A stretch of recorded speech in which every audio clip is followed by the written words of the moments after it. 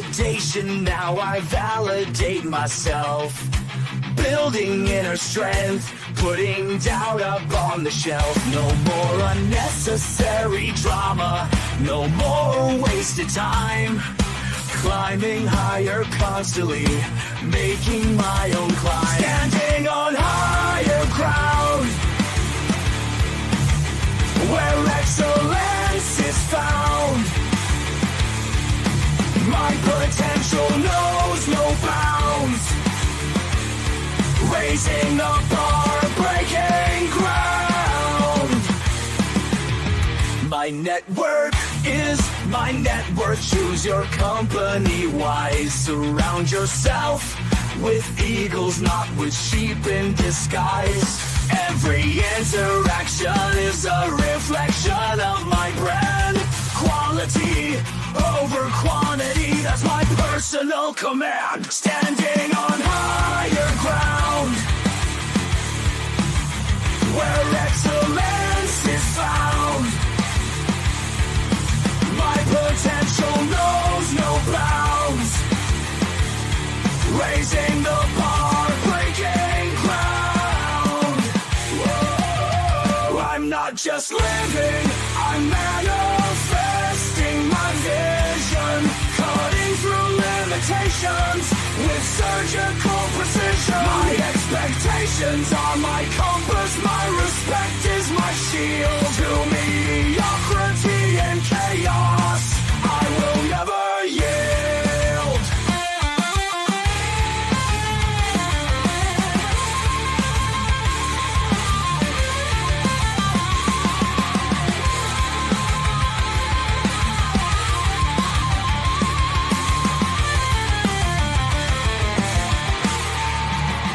I'm not just living, I'm manifesting my vision. Cutting through limitations with surgical precision. My expectations are my compass, my respect is my shield. To mediocrity and chaos, I will never yield. Standing on higher ground, where excellence is found. My potential knows no bounds.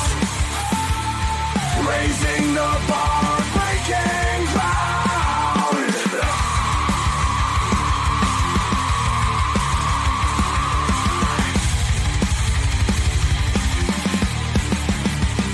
I'm not just living, I'm manifesting my vision.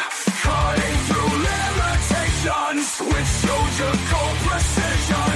My expectations are my compass, my respect is my shield. To mediocrity and chaos, I will never yield. How you doing, ladies and gentlemen? Welcome to This and That. I'm your host, Xander, where we're talking about this, that, and everything in between. We got a lot of stuff going on tonight. Well, I mean, same as always, but you know, we got here a little bit sooner than normal. We're about 15 minutes late for the day. I tell you guys on a regular basis that while we're live 7 nights a week, we do not let the sun rise without going live, but we don't always start on time, and that's why we ask you guys to like and subscribe, hit the notification buttons, and then also to over there to the membership and go and take a look at what's going on in the membership. We ask you guys to take the opportunities throughout the show to always call yourself trying to mash those reaction buttons and get involved with the show and show your support.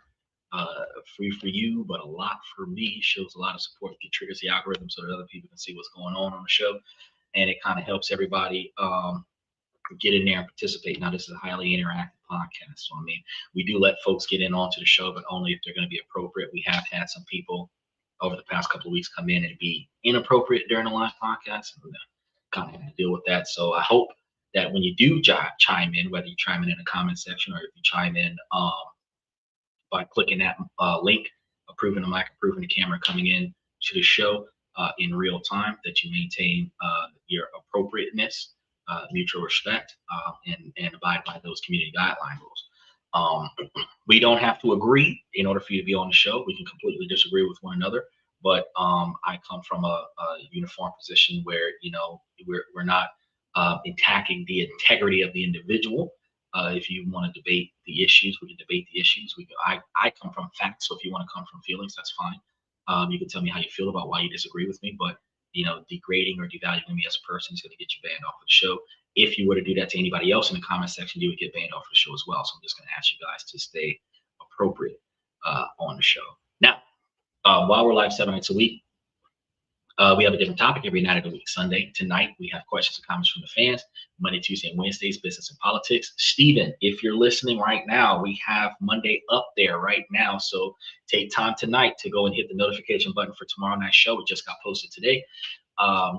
So we're going to be doing Monday is how politics negatively impacts your ability to make, save, and invest money. Then Tuesday, we talk about how to make money, save money, invest money, budget money, different ways to look at money, different ways to make decisions that impacts our money. Then we start talking about on Wednesday, different countries around the world that we can invest in, that we can potentially live in and have a better life. Then Thursday, Friday, and Saturday, he said, the hell won't, he said, the hell I won't, gonna kick you while you're down. Hey.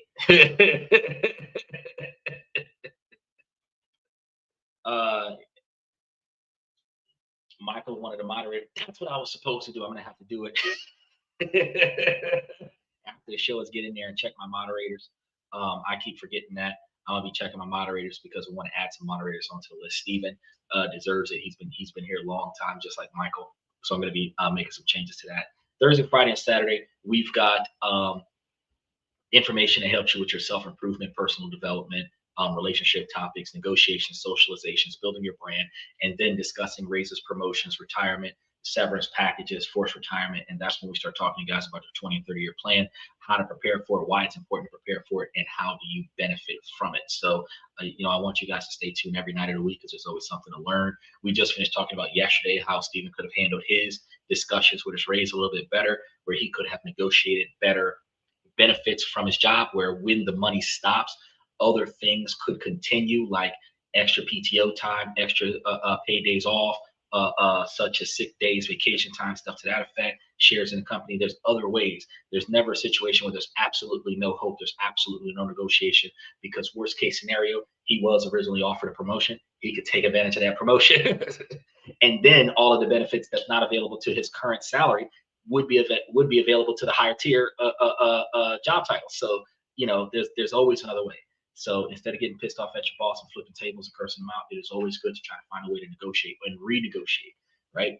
And being the type of person that goes to the boss and talks to the boss with respect, or in some situations going to HR and talking to HR with respect, where most people don't talk to HR with respect. HR will put more effort into trying to find solutions to your inquiries, because you're the only person that's appreciating the fact that they are the deliverer of the message, not the cause of the outcome. And that's something that you should really keep in the forefront of your mind when the person that's paid to tell you that your raise has been cut in half. That's what they're paid to do, is tell you. They weren't the one that decided it. They're not the one that did it. It's just their job to tell you that you're going to be disappointed about your raise. So you can't attack the messenger. You have to be able to negotiate something. And once you get whatever it is that you get, that's when everybody is satisfied. See what I'm saying? Or not satisfied, just reasonably equivocally disappointed with one another, right? Because a fair deal is a deal where either everybody's getting what they wanted out of the deal, or everybody gave up more than what they would have preferred to get what they wanted out of the deal, right? That's reasonable agreement. When one side benefits 100% of the way and the other side loses 100% of the way, that's not a negotiation. That's a hostile takeover, right? So if both sides is getting something and both sides have to give up something at the same time, that is a reasonable negotiation, right? So today we got some questions and comments from the fans. We're going to be going through these. Feel free to put your comments in there. Let's just go ahead and see what they are, because these comments, I'm just going to let you know, these comments are crazy. I was not expecting this week's comments to be the way they are, but because they are the way they are, I'm just letting y'all know these comments are crazy tonight. So let's go ahead and get started with them. My husband says that when I've been upset and his friends saw, they asked why he is married to me. He said this in a fight, and later he said he just said it to be hurtful but will not tell me who said this about me. It just replays in my mind now. How would you handle this and not let it affect your worth? My brain just keeps replaying his words. Okay, before I answer her, let's deal with Michael. Michael says, why deal with the messenger? Take it directly to the person that could make a change. I 100% agree with that, Michael. There's a two-part problem here. Problem number one is the messenger is the person that tells you that there is a problem that you don't like that you have to address. So that's the first problem. Then, if you don't know who delivered the message, who told this person to deliver the message, you have to, through the messenger, find out who passed this down. Limited to disclosure, they're only going to tell you so much. And from what they give you, you have to go up the chain, reach out to the powers that be, and then, like Michael said, directly negotiate with them better results. Right? Something can happen, but usually the first person you talk to, their job is to deflect you and shut you down so that nothing else happens. And you're supposed to accept that because this person, their whole job is to be the wall to your success. So you don't want to talk to the first person a lot of times. You want to talk to the 8th or 10th or 20th person that's going to do something closer to what you're looking for. The chain of command works both ways. Well, it's not just the chain of command, it's just a distribution of information. But you're right, the chain of command does work both ways. The person that told that person to talk to you, that's the person that you tell, hey, I want to talk to the boss. But those people that are obstacles, I want to talk to your boss. Well, you can't. I don't want to, blah, blah, blah. I didn't ask you what you wanted. So since you're not willing to patch me through to the person that I need to talk to, then that means that I have to go get the corporate office. I need to draft a certified letter, mail it to corporate so that corporate can mail me back a response. I can call the 1-800 number or whatever the case may be and file a complaint with the corporate office and have them call me back. I can draft an email. I can do all three of these things to the corporate office and then have them send me back an email. Whether they call me, text me, or write me back, somebody's going to respond. Somebody who's not directly involved in my current situation is going to be like, damn, one of our employees is pissed off about something that sounds pretty fucked up. Let me get some details about it so that I can build my case to protect my company. They're going to call you. Even if they don't do what you want, they're going to call you to get the scoop and the skinny. Now, if they find out that the shit is a little bit unreasonable, especially like in Steven's situation, he's like the only person working the whole building. Like they should do something for that guy, right? In those scenarios, yeah, the up the corporate ladder, you just got to talk to the right person. But if you don't like this job, you don't really give a shit about who's at the top. What you care about is, this is the excuse for me to quit my job. So fuck you guys, I'm going home is going to be the behavior pattern, not let me negotiate a win for me until I'm ready to leave on my own terms. I don't want to leave for retaliation to a bad raise. I want to leave because I'm satisfied with the new employment that I have. That's the mentality that needs to be there. Or I want to leave due to the satisfactory of the stable income that I have, even if I don't have to work to get it. That's going to be why we leave. That's because he's a janitor. No, he's not. He actually works in the warehouse, but the principle of the fact is that even if you were a janitor, if you're the best damn janitor in that place, if you're the only fucking janitor in that place, if I stop cleaning shit, y'all are gonna have problems. So let's discuss how you can value me the way my ethics sustains your company. And that goes back to several of the shows that I talked to you guys about. By looking at what you do for the job, look at how your actions, even scrubbing toilets, you benefit the company in certain ways. Sanitation requirements, code enforcement, all of this other stuff that you do that keeps the company afloat. Every person in the company, from the person that answers the phone to the person that answers the door to the person that gets the extra toilet paper out of the toilet, everybody has a role and everybody benefits the company. All you have to do is articulate how your efforts benefits the company, which is why you are an asset to the company, which is why the company should give you more somewhere.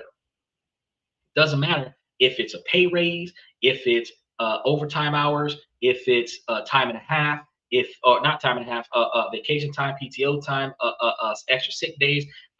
It could be shares in the company. You know, it could be a promotion with more hours and the same marginal raise, but now you're at the bottom of the pay scale of a new position, which qualifies you in 3 to 6 months to get more raises. Because if you started at the top of the pay scale of your old position and now you're at the bottom of the pay scale of your new position, yeah, you might have only got a quarter raise, but now you're at the bottom of the pay scale. So now whenever you ask for a fucking dollar raise, they can't tell you no because you're at the bottom of the pay scale. So many people are doing far less than you and getting paid way more. So let's give you more to encourage you to keep doing more. But when you turn down a promotion and you're at a salary cap, like, bro, there's only so much that they can do for you after. You have to take that promotion and then, you know, continue to excel. Now, to answer the lady's question, the lady said, you know, her husband experienced a situation with her where she was being out of control when she was upset, and her friends asked why did he marry her, and he didn't want to tell her which one of his friends said that, and she's baffled by it because of what? Like, were you gonna approach this guy and put your foot down on his friend and da da da da? Look, first and foremost, because her question is, how does she recover from this and maintain her integrity as a person? As his wife, how you recover from this is cut the bullshit out. Stop with the unnecessary, irrational behavior. You can be upset and you can articulate that in a clear, concise manner at an appropriate time. If you are overreacting, or not even overreacting, you are legitimately reacting in front of his friends in an inappropriate fashion, you are embarrassing yourself and your husband in front of his company, which is something you did not have to do. Something that he said, or something that he done, or something that his friends said or done, because technically you're not supposed to be hanging out with him and his friends on a regular basis anyway, right? So if something triggered you, shut the fuck up, wait till his company leaves, and then tell him, hey, hun, when Joe Schmo said X, Y, and Z, that hurt my feelings, that upset me, that frustrated me, whatever. I would appreciate it if you not let your friends speak like that about me or in front of me or whatever, because of this. Now that your husband knows that caused a problem in his household, now his husband gets to go to his friend, separate from his wife, and say, man, y'all, they could be playing Madden and just knocking it back. Man, that shit you said the other day, bro, that got my wife hot, bro. I'm gonna have to ask you not to do that no more. That's it. That's it. Problem is solved. Yo, my bad, bro. I'm sorry. Then when you go back to your wife, I took care of it. So she didn't get the direct apology from the person, but her husband mediated the situation and put a stop to it. But for her to take off like Donkey Kong in the house because something is happening that she don't like, and she's doing it in front of a crowd, that, like Michael said, is bad form. And the fact, and he is right, it is a form of control. But for her to want to know who said it, so that and what are you gonna do? Because if your husband told you which one of his friends said it, what you're gonna do is you're gonna put that guy on the spot and then try to embarrass him in front of your husband, expecting your husband to catch your back on that because that's your husband, that he's supposed to protect you, right? But he's supposed to maintain loyalty to his friends. So you want him to betray his friends so that you can feel better ego-wise to take off on his friend because his friend said something that you don't like. But what you actually did do was inappropriate. And his friend asked, why did you marry her if she's being out of control like that? And I'm going to be honest with you, most men would ask every man the same question. If she is fucking up like that, bro, what the fuck did you see in her? Because peace is one of the things that a wife is supposed to bring to the marriage. And if right now he's got chaos in his house, she is not being a good wife. So the question is, why did you marry her? Because she sure as fucking bringing money to the table. So since she's not bringing money and she's not bringing peace, the sex must be damn good because you have a headache and a half. I'm having a headache just thinking about your headache. But what were you thinking when you married her? Yes. So when her behavior makes society question a man's judgment, she's not behaving appropriately. So how do you maintain your integrity about that, sweetheart? You need to change your attitude. Women aren't going to like that. They ain't going to like what I got to say about that, but that is what it is. He said, better protect the one you're sleeping with over friends. You know what? That goes both ways, Michael, because it is better for the wife to protect the integrity of her husband, since she's expecting her husband to represent her and her family as a leader and a protector and a provider.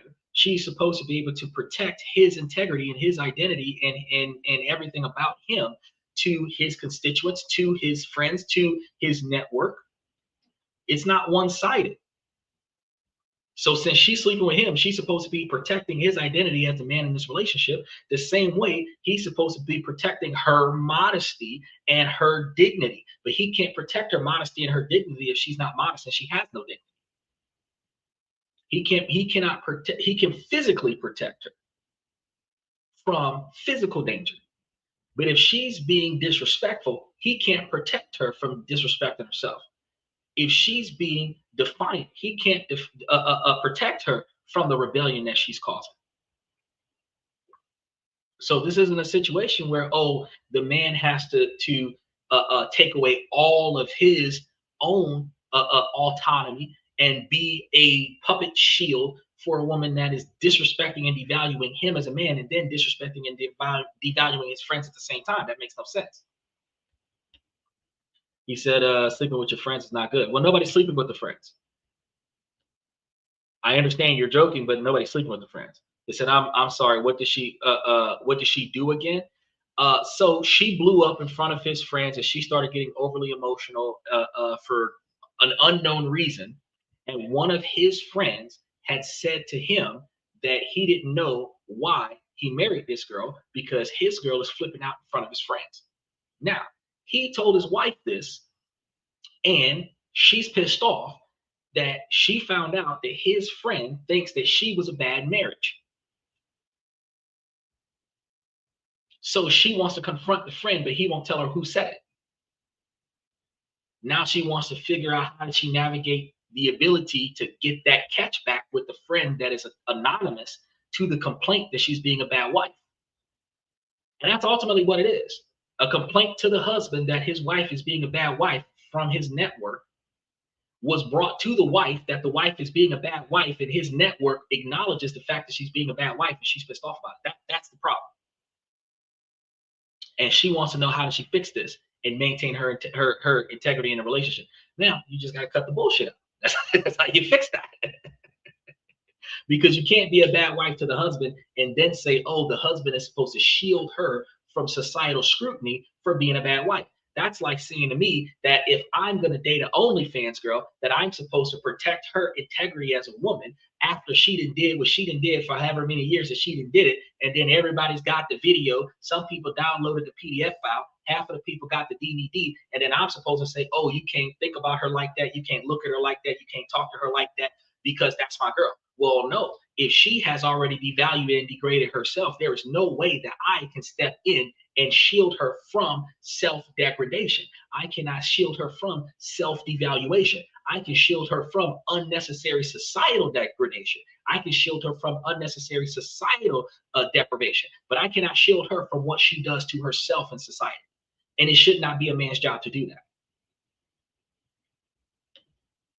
He said, well, then he's sleeping on the couch again. No, he's not sleeping on the couch. No man with respect for himself is going to sleep on a couch when he's paying for the bed that she's sleeping on. If she don't like what the fuck is going on in the house and she's the cause of it, she can get the fuck out.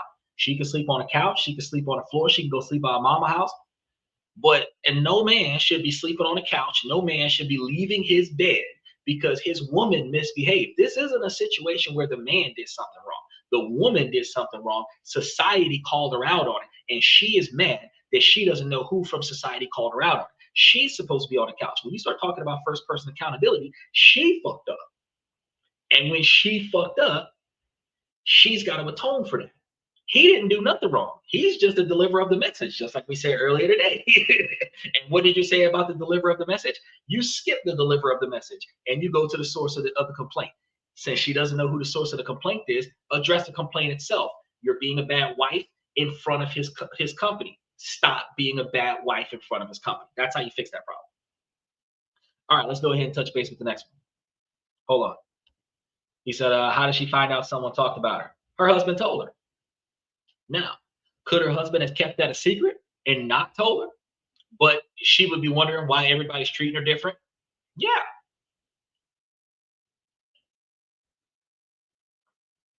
But her husband told her that one of his friends made it clear that her negative behavior in a social situation was inappropriate for a good wife to do.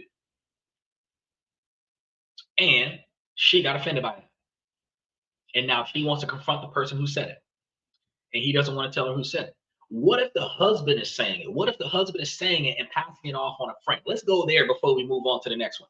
What if the husband is saying it, that she's being a bad wife in front of his friends and just blaming one of his friends so that he doesn't catch the full blunt of the backlash of how she's behaving? The complaint is still the same, that she's being a bad wife in front of the group. Special shout out to Nate. I appreciate you, son. Thank you so much. Control is going to be the thing, but what if the husband has a complaint? The complaint is still the same. She's being a bad wife in a public situation. And because she's being a bad wife in a public situation, her ability to resolve the situation is stop being a bad wife in a public situation. He says, I want to confront them. Everybody, oh yeah, the control that the woman has, most women have is, oh, who said it? Nah, nah, nah, nah. I'm going to give him a piece of my mind. Yeah, they're going to want to confront him. They're going to want to control the situation so that they can go over there and shut down the person that is telling her that she's being a bad wife. Why?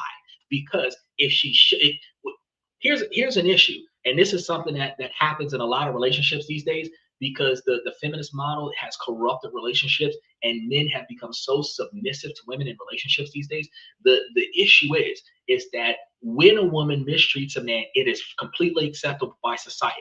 When she abuses and neglects her man, oh, she's emotional. If a man treated a woman the way a woman treats a man, they would call him abusive. They would call him a creep. They would call him a pedo. They'd be trying to put him under the jail. But because the woman is treating the man that way, it is socially acceptable because the man is supposed to be emotionally dead and still be able to cater to her every whim and be a submissive slave to the woman just so that he can get some sex. Now, the problem is though, when the woman is mistreating the man like this puts the woman in a compromising position because the man is unhappy. And when a man is unhappy, self-preservation is to go find happiness elsewhere. Now, if his friend is telling him that there are greener pastures where women will respect him better than his wife, that may encourage her husband to go look for that woman. Now, because the wife doesn't want to behave better, she will, instead of changing, she will lash out at the friend so that the friend doesn't encourage the husband to go seek refuge. But women would say, if the shoe was on the other foot, if this abuse was happening to a woman, there's a shelter, there's this, there's that. You can go stay by my mama in them house. If you can't stay by your mama in them house, there's ways to get out of this relationship because you're not being valued as a person. Now, because it's happening to a man, it's not going to be said that way. And that is the biggest issue. If somebody has a complaint that the wife is not behaving appropriately as a wife, this is the moment where the wife needs to readdress how she behaves and then consider changing that, or remove herself from those engagements so that her behavior doesn't negatively impact her husband's reputation. Because if the shoe was on the other foot, the husband would be given the same advice. You either change the way you behave in front of your wife's friends, or you don't hang out with your wife while she's with her friends. That's the issue at hand. He said, anyone would want to confront the person who said it? No, I wouldn't. If I was being inappropriate with my wife, let's say, because a lot of men tell dirty jokes. Let's say I told one too many dirty jokes in a short period of time, and I was making one of my wife's female friends uncomfortable. She came and told me, oh yeah, you tell more jokes than a sailor, or you make the women in the group uncomfortable with all the dirty jokes that you tell, blah, blah, blah. Well, if I don't want them to feel uncomfortable when I'm in a room with them, then I'm stop telling them fucking jokes. If I don't want them to look differently at my wife because she's got a vulgar husband, then I'll stop being vulgar in front of her friends. If I don't want to change the way I am, fuck them. I'm just not going to be in the room with them when they come. Either way it goes, I resolve the situation because I'm not putting myself in a position to devalue my wife by behaving in a way that is socially unacceptable by her network. That's the point. So the question is, how do you preserve yourself? First, don't cause a scene. Second, find the source of the problem. Third, change the source of the problem. Confronting the person that filed a grievance against you is not resolving the grievance. It is causing conflict. If your boss told you that you fucked up washing those dishes, that there's food on the plate, how do you resolve that? Curse out the boss and walk off the shift, or rewash the fucking dishes? You rewash the fucking dishes. The problem is the dishes aren't clean enough. The solution could be change out the dishwasher. Make sure that the sprayers are working. Wash the dishes by hand. If there's spots on the silverware, polish the silverware fresh out of the dishwasher instead of just sitting there and let them drip dry. There is solutions to the complaint. The complaint is it is not satisfactory. So you laughing out at the complainant is not an appropriate response to that. That's not how you handle constructive criticism. If one of your friends in karaoke night said that you can't sing or you're singing off key, you should probably listen to yourself sing and then determine if you actually singing off key. He said if you have any issue with someone, it is best to talk with them in private. If your husband has an issue with your behavior in front of his friends, or if your husband's friend had an issue with you and your husband took that complaint, dissolved the situation in a public setting, went to his wife and said, wife, this is the problem that happened in the social function. That's exactly what just happened. The complaint was brought to the problem, which was the wife. And now it is her responsibility to resolve that. And he brought it to her in private because he didn't lash out in front of her and her friends, and he didn't embarrass her in front of his friends. He had a one-on-one conversation with her and told her that his friends have a problem with her behavior. That was a one-on-one conversation in private. So again, that brings us back to how do you resolve that? Cut that bullshit out. He said, what do you think about dating this generation?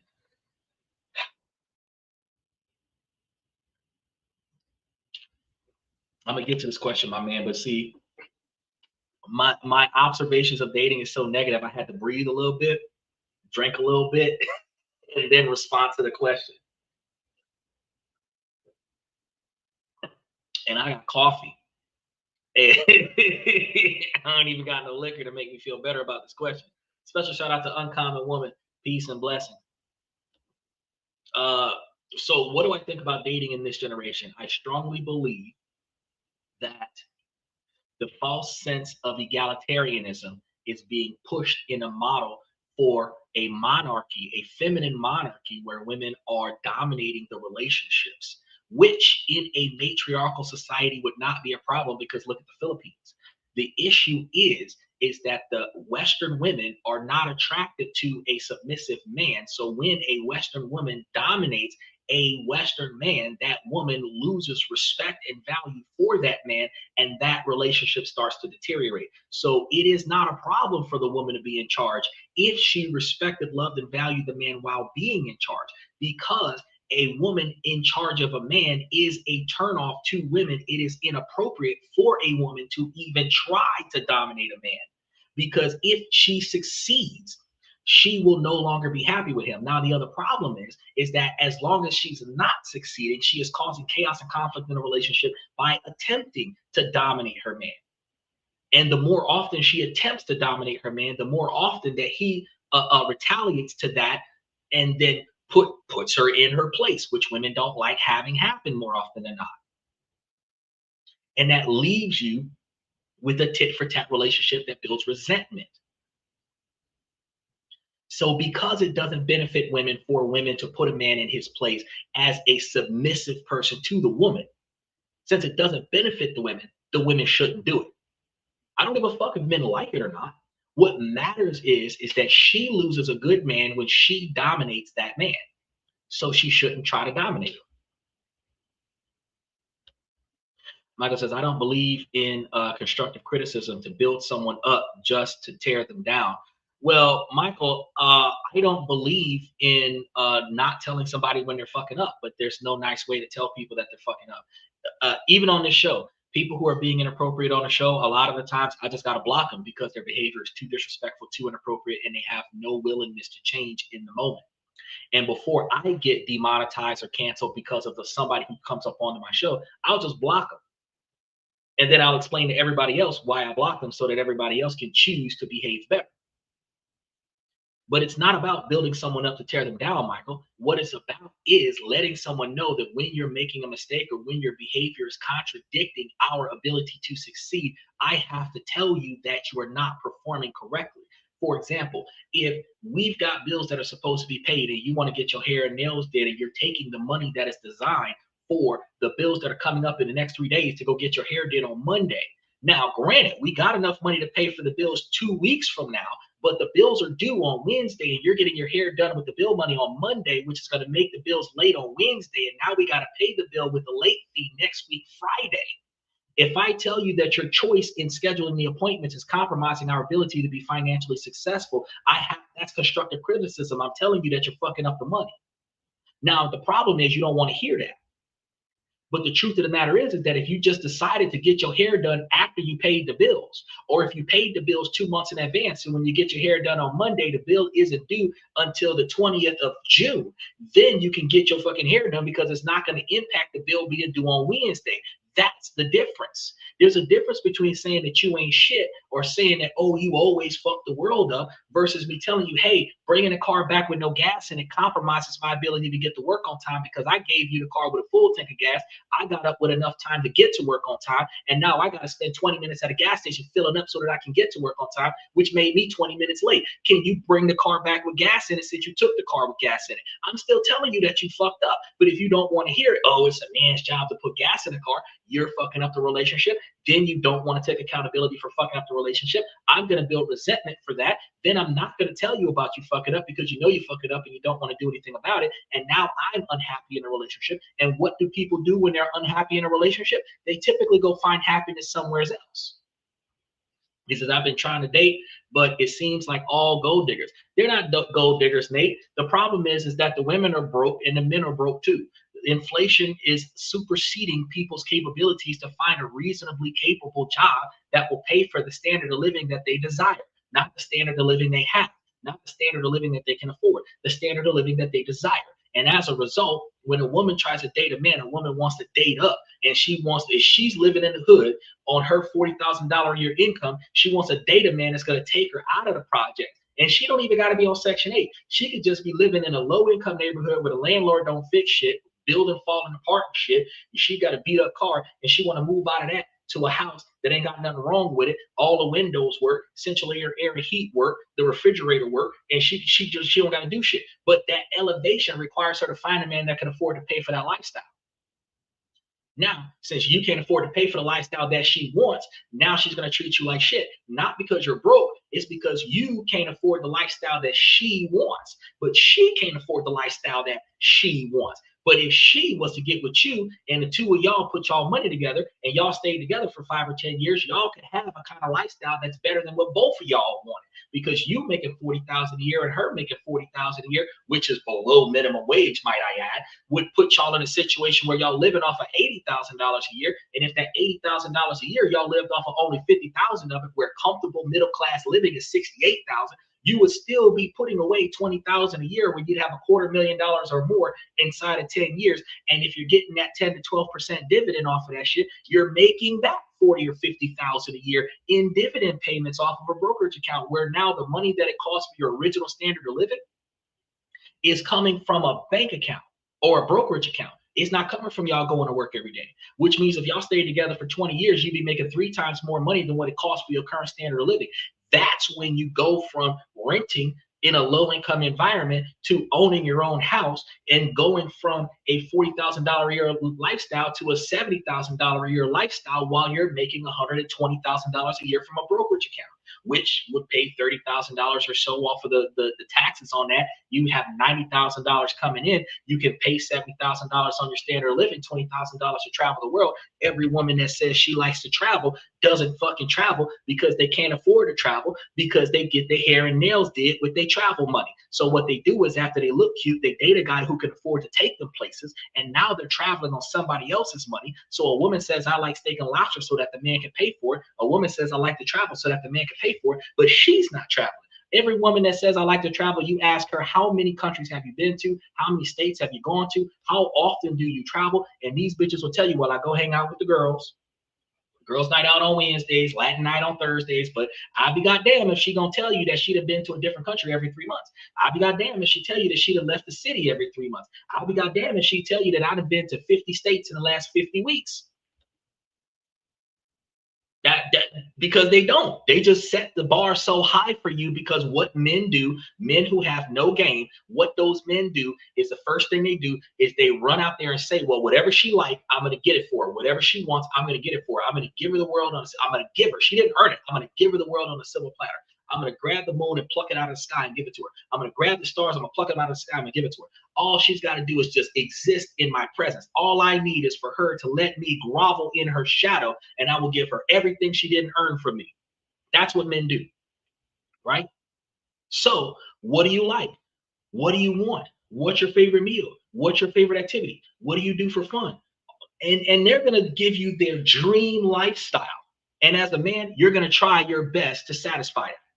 And if you can in the beginning, while you're overspending, lifestyle creep, she'll linger for the lifestyle that you're giving her. You can't afford that lifestyle, but you're giving it to her. After a while, she realizes you can't afford that shit. That's when y'all have been together 6 to 9 months. You break up because you gave her what she wanted, but you couldn't maintain it. But when as soon as the money is gone, as soon as you can no longer maintain it, she's going to leave for a dude who actually can maintain it. Because the problem was you didn't want a woman who was willing to do for you what you needed. You wanted a woman because she was attractive and you wanted to sleep with her and you wanted to give her whatever it took to get her to stay here for to be a recreational sex partner. That's what you were doing. You weren't looking for a life partner. You wasn't looking for somebody to build with. You were looking for somebody to sleep with, and you were willing to do what it took, pay the cost to get her to stay here so that you can get that on a regular basis. But in a relationship, the sex is not guaranteed, but you paying for her is guaranteed. That's the issue. He said, broski, if you were a priest, I don't want to miss a single day of church. Well, I'm going to preach to y'all, bro. I'm going to preach to y'all on a regular basis. He said, she is Section 8. A lot of times they are broke. A lot of the times they broke it in the motherfucker. Because think about the career choices that women get. Nurses and teachers are $30,000, $40,000, and $50,000 a year. RNs are $65,000 a year. But a man working at a fast food restaurant as a night shift manager is $65,000 and $72,000 a year. So I could be a night shift manager at a Waffle House making $80,000 a year. I could be a night shift manager at a McDonald's making $75,000, $80,000 a year. But she could be fresh out of college as a nurse looking down on me as I give her combo meal because she is a nurse with a $200,000 debt for going to nursing school, and I dropped out of high school and I'm a manager making $30,000 a year more than her. Because my status as a fast food worker, the status of dropouts working in this particular thing, she's looking down on me, but she's not calculating the fact that, look, this guy's got stock, this guy's got pension, this guy owns his own car, this guy's got a budget, and he can bring food home from work for free. So instead of me paying for this damn combo meal, he can just bring it back on his way home from work. She don't think about that stuff. What she thinks about is he's not Brad Pitt, so he can't give me a Bentley. He's not LeBron James, so he can't put me in the other house next to his first wife. He's not Nick Cannon, so I can't be the 18th baby mama that he's going to be paying child support for. That's all they're thinking about. The lifestyle that they can get from dropping babies from rich people. He said she's broke here, broke in 5 years. The only thing that will happen is extra mouths to feed. That only happens if they're not paying attention to their finances and you're wasting money on each other or wasting money on yourself. He says, set goals, but it's best to chase your dreams. I'm going to be honest with you. It is better for you to set realistic goals than it is to set unrealistic dreams. And the reason being is because, yes, if you set your bar high, if you set your bar impossibly high, you will fail a lot higher than most people succeed. That is true. But if you set the bar realistically, you can achieve mid-level goals on the way to your long-term goals where you will make it where you want. So instead of having a life of failure where you fail more than everybody else succeeds, you can have a life of fucking success because exactly what you were trying to do is exactly what the fuck you got. Broski, I'm 21. I'm a young man coming up. Do you have any advice? Yes, if you haven't gone to college yet, but you're applying for college and you actually make it into college, I'm going to tell you that whatever student loans you get, invest it into a brokerage account. And I got a bunch of portfolios in the membership of the show where you can see where you can put your money in places where you're getting back 12, 15% interest off the portfolio. They're going to defer your payments until you get out of college. So all of the subsidized and unsubsidized loans that you can get from college that you otherwise would have been paying on frat parties and impressing girls and buying nice clothes and expensive computers and paying your mama's rent and light, gas, water, and car insurance and shit, you could be putting that in a brokerage account and just living modestly. Then when you get out of college and you graduate 8 years in, because typically it's 150%, but it's 150% of your associate's degree. That 2-year degree turns into a 3 to 4 year degree. Then your bachelor's degree is going to be another 4 years, and 150% is 6 more years, which means that you will ultimately be doing eight years in college to go from an associate's to, from high school through an associate's through a bachelor's degree. When you get out of school 8 years later, you'd have been putting your money away for 8 years. You're 70, 80, $100,000, $200,000 a year worth of money that you would have, or not a year, but total, because Donald Trump put a cap on the 200K that you'd be putting into the brokerage account for 8 years. You can cap that money and be making, like I said, 10, 12, 15% interest on that shit, where your $200,000 over the course of a decade would be upward of $500,000, where you can actually use the brokerage account to pay off your student loans when you get out of college. And even if your degree doesn't get you the job that you wanted, the brokerage account will pay off your student loans. And until they change the laws, that's a tax deduction on the profit you made on a brokerage account, which means you can pay down your student loans fast instead of just paying the minimum payments. And then the principal is still there. So once the student loans are paid off, your credit is through the roof. You can get better credit cards. You can buy houses. You can finance shit because you got a $500,000 brokerage account that you can leverage for a cash loan, where the dividends can pay for the damn loan, so you don't got to pay for the loan. So the house is paid for, where you ain't got to do nothing but roll out of bed and go to the bank every day and get money to put gas in your car, not to actually pay the bills. There's a way for you to live life that not too many people talk about, but that's what we talk about on this podcast. And then on a side note, since your standard of living is covered, you should take your free time and start up a business where you're making money off of your computer, where your money is making money for you. Automate that business, hire people to do the shit for you, so that when the work gets done, you didn't have to do anything to do it. Your workers get paid more than you do, but you make enough money where nobody's going to leave you because they can't get paid better than this anywhere else. The work gets done, you optimize it. The people who are optimizing it the best become trainers. Those people train more people. Then you expand on a siege situation. And then after you do that, then you're able to live the life of Riley, where you ain't got to do nothing but collect paychecks because somebody else is doing all the work for you, where every morning you get up and have breakfast and do a debrief phone call with an accountant that's going to be telling you how your money is right. That's my advice for you. Is that King? Are you in school? Michael's going to tell everybody the same ridiculous situation. He's like, oh, I would get a CDL license, drive, and take online college courses.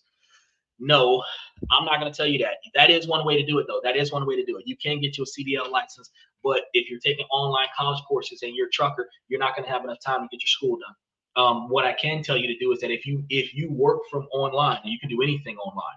You can do anything online. But if you work from online and you're able to do something where you're sitting still in an internet-based scenario, you can, in between classes, take care of clients. You can software development, websites, whatever you got to do. You know what I mean? You can marketing, whatever you got to do, where you're getting paid through college while you're in college. But that also depends on what the hell you're going to college for. Because if you can make, because a lot of, like Michael's already pointed out plenty of times, a lot of millionaires became millionaires without ever having to set foot in college. But if you're going to go, take advantage of the student credit lines that they just give you because you have a college student ID number. You know, get those lines of credit. Don't fuck them up. You know, build your credit score up from a 700 to an 850. You know, qualify for that black card. That's the kind of stuff what I do. So, are you going to be streaming again? I am streaming every night around about the same time of night. I typically start about an hour ago, and I typically run for about 2 or 3 hours, but I'm on every night of the week. And I'm talking about something different every night of the week. Tonight, we're doing questions and comments from the fans. Tomorrow, we're going to be covering some stuff that happened with politics. Tuesday, we're going to be talking about some investment information. Wednesday, we're going to be talking about different countries around the world that you can invest in and potentially live in. And then Thursday, Friday, and Saturday, we give you information about how to improve yourself so that you can make better financial decisions in your personal life and make money at the same time, so that the money that you're making is not being blown on bad decisions. You know, he said, many ways to become wealthy and happy. You got to pick one. Yeah, you got to pick one, but not only do you pick one, you stick with it. That's one of the best things that you got to do. You can't just, oh, well, I'm going to do this for right now, but, then I'm going to switch it up and go do something else. You got to stick with it. I've been with this podcast for like 3 years now. And most people who got 1 million plus fans on their podcast got 1 million plus fans on their podcast because they've been doing this for 10 or 15 years. Right? Which means I got like 8 more years to go before I'm on the same level as some of the podcasts that don't do nothing but talk about how women make stupid decisions, but never, ever put any effort into talk about how to make better decisions. I'm not going to sit here and tell y'all about how women are making stupid decisions. We see that on everybody else's podcast. I'm just going to tell y'all how the decisions that y'all allow to have around y'all, probably y'all shouldn't allow it to happen around you. If you find something that is making money, make it a cookie cutter. If you find something that is making you money, you want to automate that situation. Automating the situation means that you want it to run on its own where you no longer have to do it. He said, where's your YouTube placard? It'll be here. You gotta mail that bitch.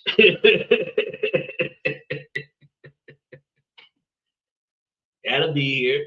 The YouTube placard typically comes when you cross over 100,000, and I haven't crossed over 100,000 yet. I was supposed to cross over 100,000, but I slowed down the pace because a lot of my fans were coming from Bangladesh and Belarus and stuff to that effect, and I wanted more of my channel to be coming from the United States.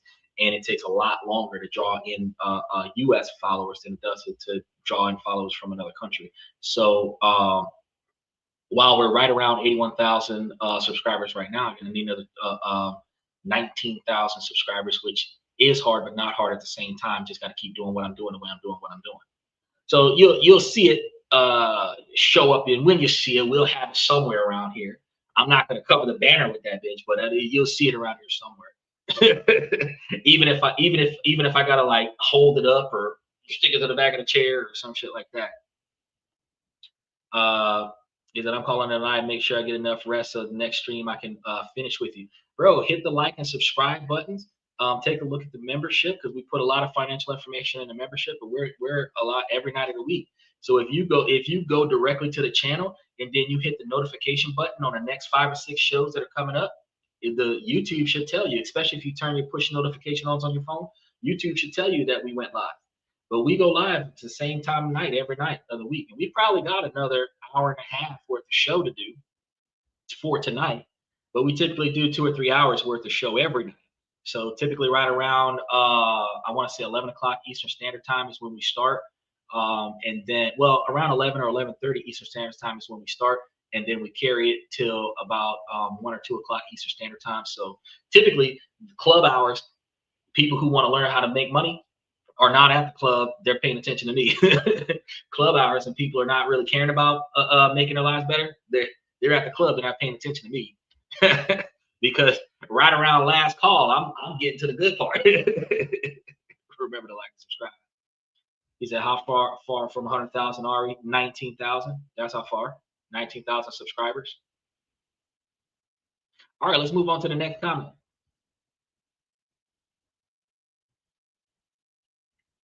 My fiancée joked about cheating on me.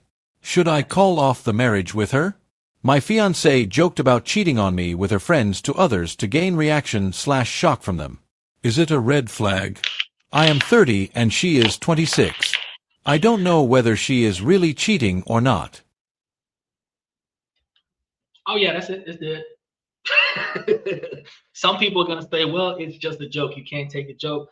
Look, in order for somebody to have something come out of their mouth, they had to be thinking about it. In order for somebody to have the courage to say something in front of a crowd, they had to have been marinating over it for a long time, piecing together how they're going to deliver this and everything to that effect. So they've been thinking about this for quite a long time. Once they delivered it, whoever they delivered it to, it was a test statement to see how those people would react. You typically start with the people you value the most. So apparently she values her friends more than she values you. She cares about what they think more than what you think. So she's going to draw this joke in front of her friends. You might have been an earshot of it, but she wanted to get a feel of the room to see if her friends would react negatively about her cheating on you, so that she could know that if she did decide to cheat, if she would have support from her friends. She would make that joke with you so that she could see how you would react to if you found out that she was cheating. If you react positively, where, oh, it's okay, we'll work it out, let's go to family therapy, that gives her a green flag to cheat on you. If you flip out and you're flipping tables and you're breaking stuff, and she might have a concern for her safety if she gets caught cheating, she may not cheat, or at least cheat in a way where you won't know about it. In order for somebody to joke about fucking you over, they had to have it in their mind that they could, in fact, fuck you over. And this is, in fact, how it's going to be done. And that is where the joke comes from. And I'm going to tell you, no, that it is not in your best interest, and it is not in her best interest for you to maintain that particular type of relationship. No, it's not good for you. So because think about this. We're talking about investing in stuff. We're talking about improving our lives. We're talking about making money for us. So in our lives, we see a lot more of what we're supposed to do and not do to make that money. In order for me to tell you different ways to put your money, I would tell you how to put it up there in a specific fashion by hypothetically doing X, Y, and Z, A, B, and C. Starting up a business, setting it up hypothetically by doing A, B, and C, X, Y, and Z. In order for this to be delivered, it had to be calculated. How does this plan work out to be successful? For example, people who give excuses about, oh, well, how to commit a murder, blah, blah, blah, blah, blah. Do this, do that, do the other. You didn't thought about this shit. So when you start thinking about how to cheat, who you cheated on and with, like that question that I see going around social media where people say, oh, well, do you guys have a free pass in your relationship? Like a person that, if you came across this person, you could cheat and it wouldn't be counted against you in a relationship. If somebody responds to that question with anything other than, I never thought about that, that person has already contemplated cheating on you. Yeah, we've talked about it. I would cheat on my partner with this person, that person, or the other person.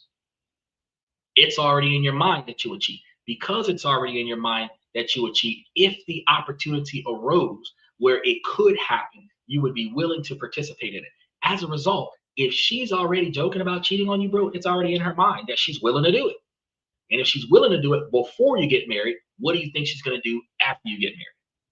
And all it takes is for the relationship to not be in her favor when she has the opportunity and the motive to do it.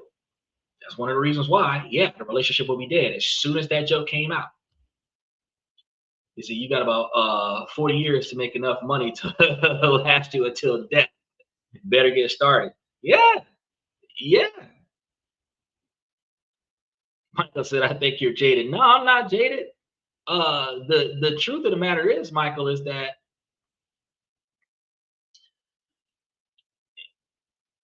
when bad things happen in your relationship, it typically happens as a snowball stand situation or outcome.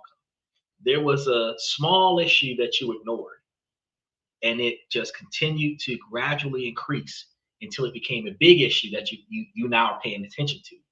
But the situation has gotten so big now that you're paying attention to it that you don't have the capabilities of controlling the situation. Now you're trying to do collateral damage to it, right? It's beyond you now, but you're trying to do collateral damage to it. And or not collateral damage, but you're trying to minimize the collateral damage to it. That's what you're trying to do here. You're trying to minimize the collateral damage. Now, when you realize that you can't minimize that collateral damage, now you're in a situation where you're like, fuck it, it's a situation that I can't get myself out of. But every person who has ever been in a relationship that didn't work the way they wanted it to work and didn't know why it didn't work out have always asked themselves, where did it go wrong? It didn't go wrong today. It didn't go wrong last week. 6 months ago, when somebody said or did something that they weren't supposed to do and that situation didn't get resolved correctly, that's where it started. Resentment builds, and then it just continuously goes tit for tat till the situation ends in arguments and fussing. In some situations, the relationship has no arguments. The resentment builds in a inward scenario where I'm just not gonna fuck with you. Instead of me yelling and fussing and cussing at you, which is outward resentment, inward resentment. I'll avoid you. I won't communicate with you. I limit my communication with you. I'm always finding something to do where I'm leaving the house early and coming back late so that you're asleep when I leave and you're asleep when I get back. On my days off, I got something to do with the people that I know where I'm never with you, but we're still in a relationship. That type of behavior comes from resentment building a long time ago and nobody did anything about it. Now it's an issue because now one partner recognizes that the other partner's never home. But what started that? Everybody's going to be in denial. It's not my fault. But both parties reasonably contributed to the failure in the communication, and both parties reasonably contributed to the outcome. So it's not me being jaded, Michael. The truth of the matter is the people who walk into a relationship with anything other than pure intentions shouldn't be in a relationship. And the people who walk into a relationship catching these red flags shouldn't ignore them. They should act on that shit. Because why marry somebody who's talking about having an affair so that you can spend twice as much money on the divorce after the affair? How much stupider would you feel?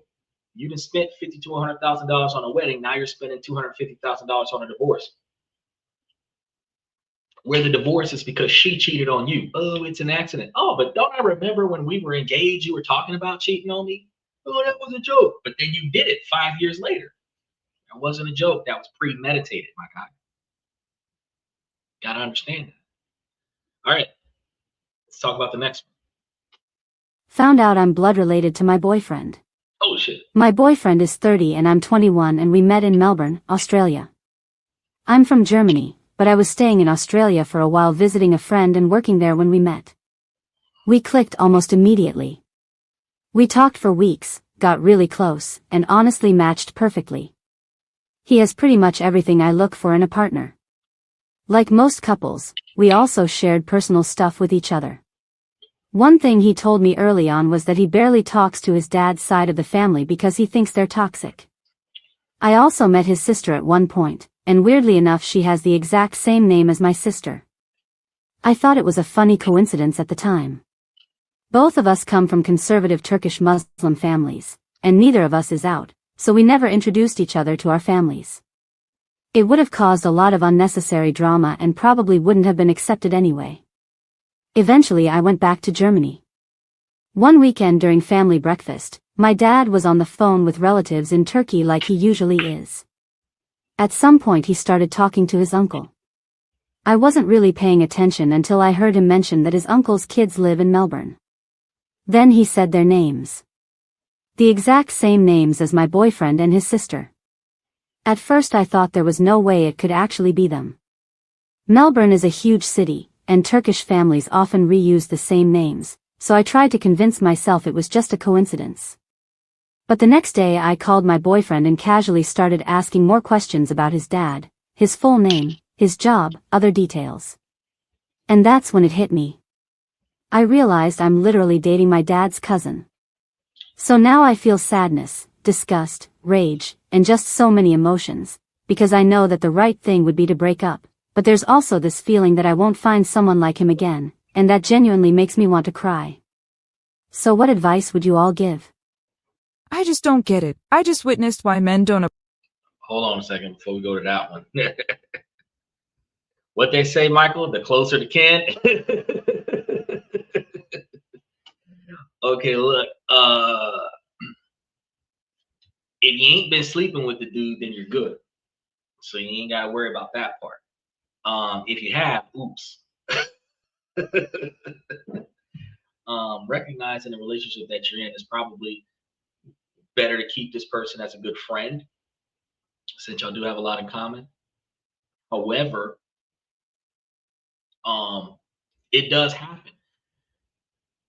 It and when it does happen, one of the things that you should be doing in your first handful of dates before you actually read, because this is one of the wildest parts about Western culture, but it seems to be happening all over the world too, is that we get into a relationship so quick.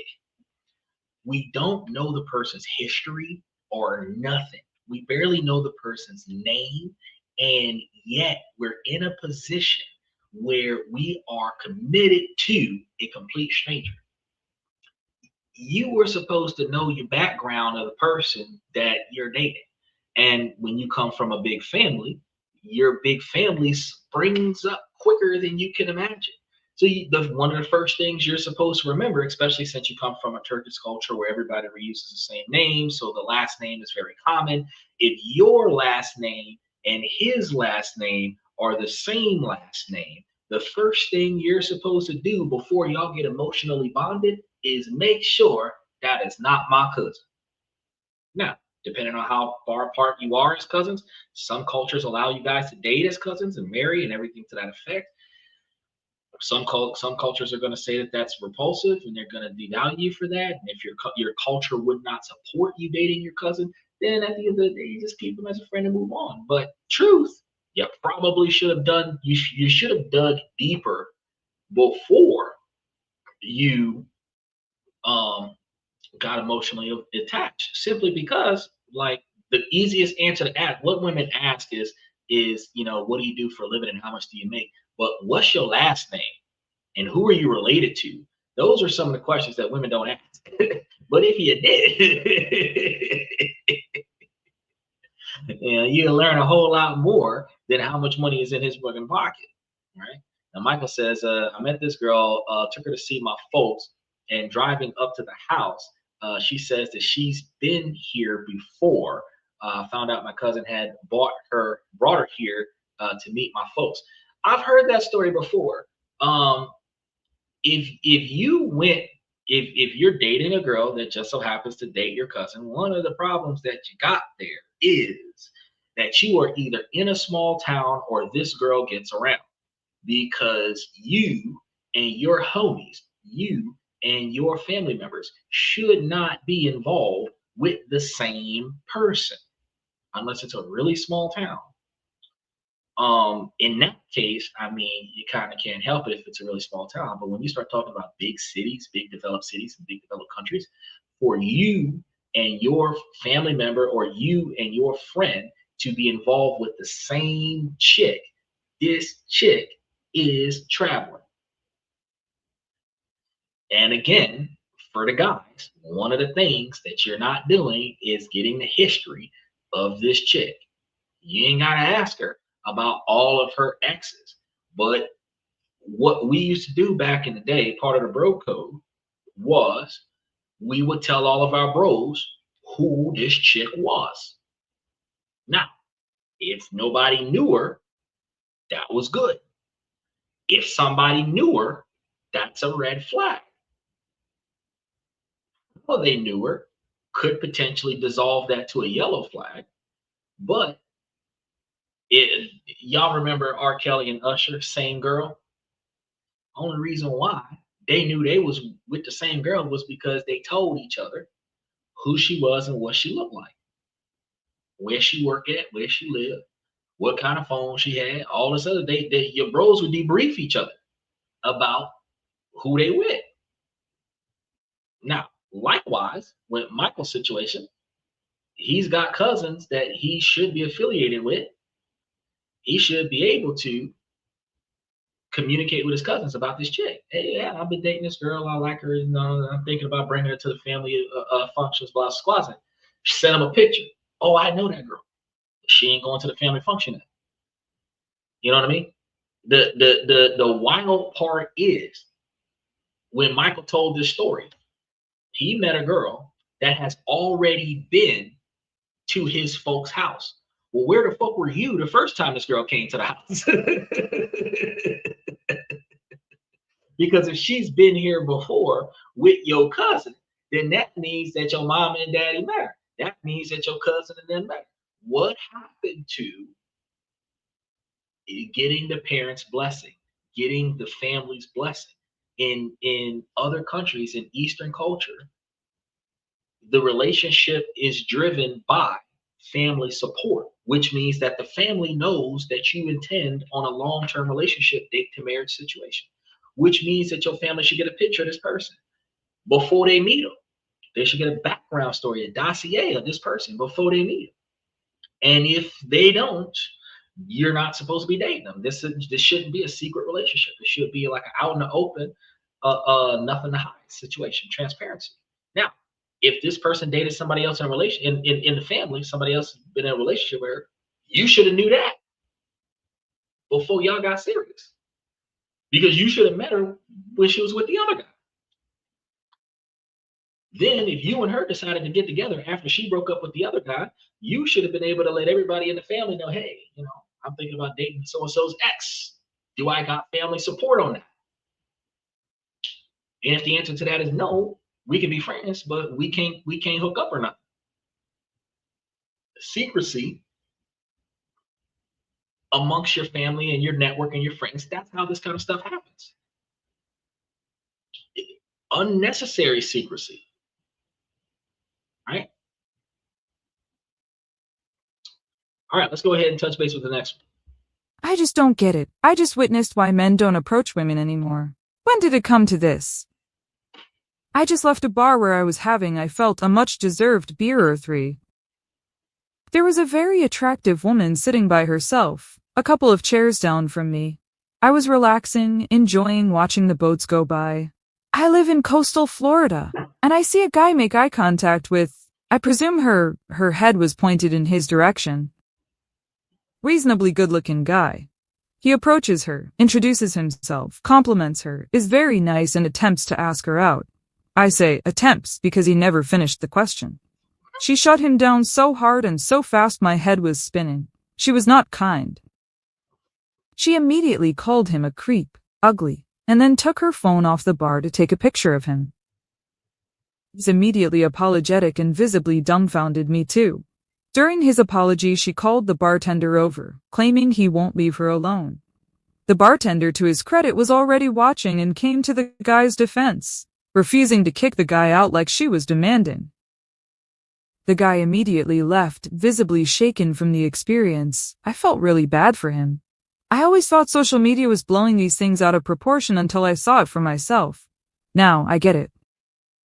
Jesus, when did this start happening? When did it change from a thank you but no thank you to, get away from me, you creep, taking their photo probably to post online? Yet, I see videos all of the time of women asking why men don't approach. Make it make sense?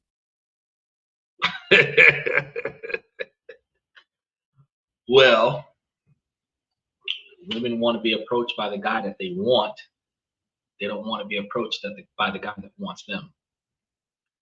Women dress scantily clad to attract a man, not paying attention to the fact that their attire will attract a specific kind of man that might not be the man that they want. When they get approached, and it is not the man that they wanted, they are extremely disrespectful, loud and boastful about it. They're going to humiliate the man in public because that's not the man that they want. However, men have observed, if not experienced this for far so long, to the point where men prefer that women make first contact, because at least it's a warm lead. If you are interested in me, we can see where this goes. Doesn't have to work out, but at least you are not making an ass out of me in public because I thought you were nice, but I was wrong. One of the worst things in society is that the man has to put himself on display, not just for rejection, but for public humiliation, simply so that he can find a mate. And women believe that this is part of masculinity, that you should toughen up and just take it. Women believe that making themselves visibly appealing to men is their way of approaching men, and that it is always the man's job to take the first step and make the first move. to be honest, since the woman is doing the choosing and the woman is going to parade herself to be approached, she should respectfully decline, not lie and say, I have a boyfriend. I appreciate your gestures, but you are not the person that I'm interested in. That's it. Thanks for the drink, bartender. Get him one in return. You don't have to return the drink. I don't want this. I don't like you. If you seen what I was drinking and you ordered me a second, I appreciate it. Bartender, get him a second of whatever he was drinking. Reciprocation, mutual respect. Devaluing and degrading a person because they're interested in you, that actually brings down your value. Now, what that turns out to be in a lot of situations is when other men in that room see her shutting that guy down like that, other men are not going to want to approach her.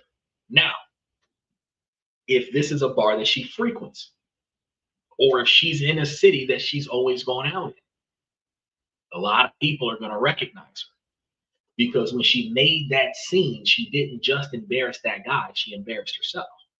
Now, what's going to happen is, no matter how attractive she looks, men are not going to approach her. Men are not going to talk to her. She's going to wonder why she thinks that she's a 10, but gets 0 leads, because of her attitude and her reputation of unnecessarily humiliating men on approach. Not because he did something wrong, but because that's not the one she wanted. But this is where society has gone. Well, most of us have to try to make that connection on social media and not be hit with spam bots and trolls and stuff to that effect.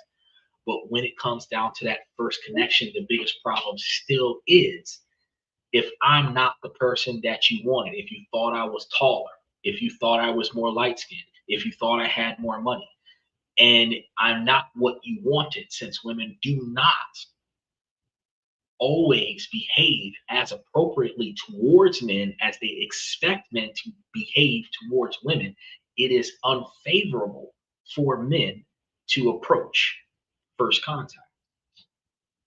However, the irony is that if the man was visibly the man that she wanted, he had the social status, he had the attire that she might be interested in, he had the financial status, whether she heard it through rumor from a friend or she sees it with the things that he gets for himself and the things that he's doing, she will approach him, because that's the kind of man that she wants.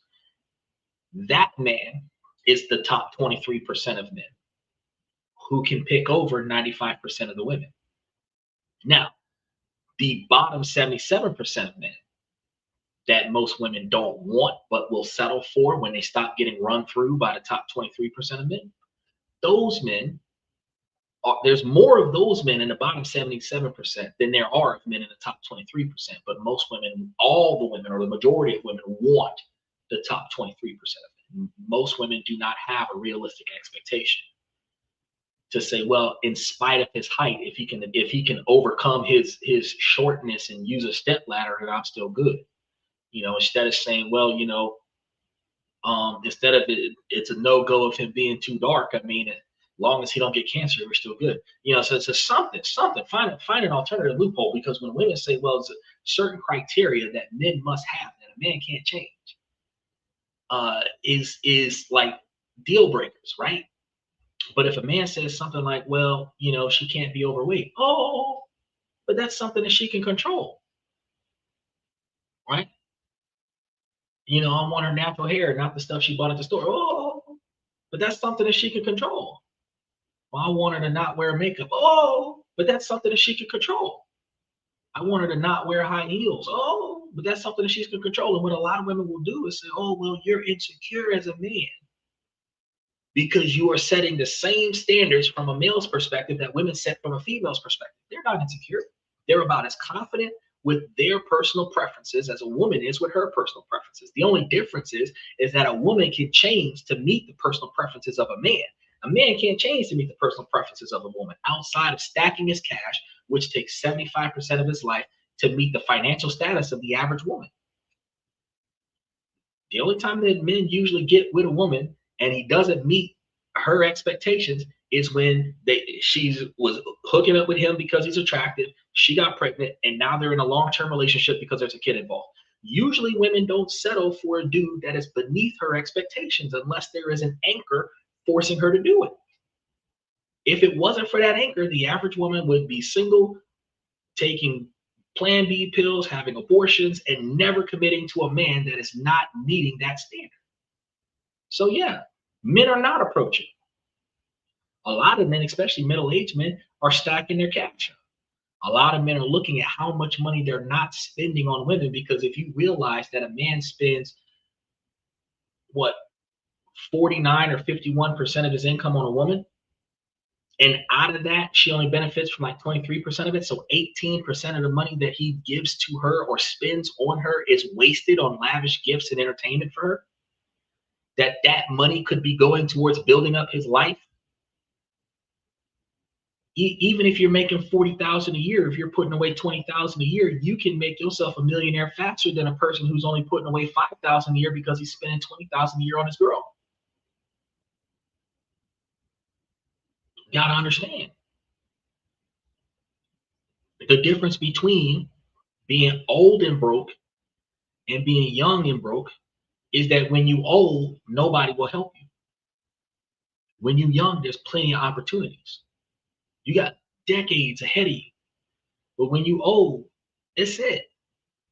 Now you have to lay in the bed that you made, or if there isn't a bed there, lay your ass on the floor.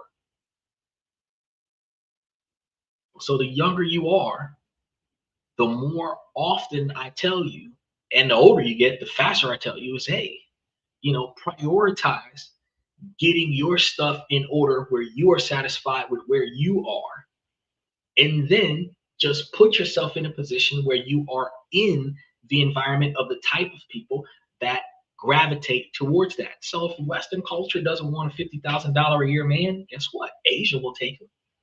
Asia will take a $50,000 a year man.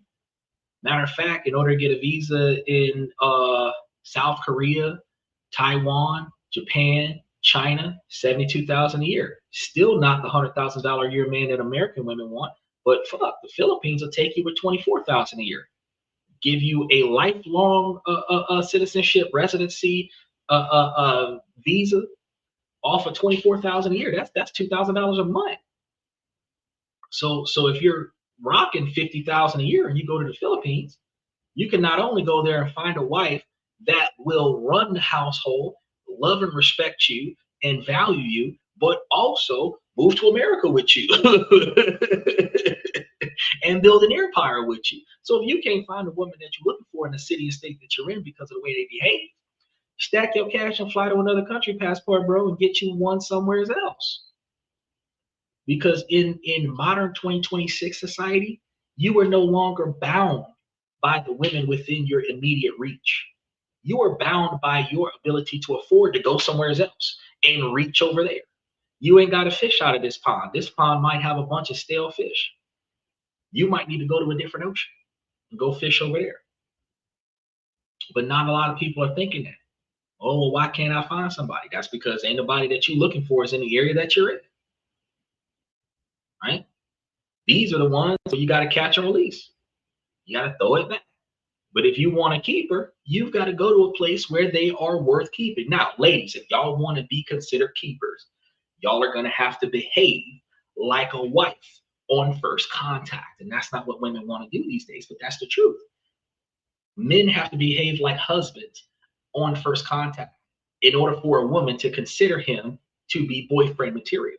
Women need to start behaving like wives before men consider her to be girlfriend material.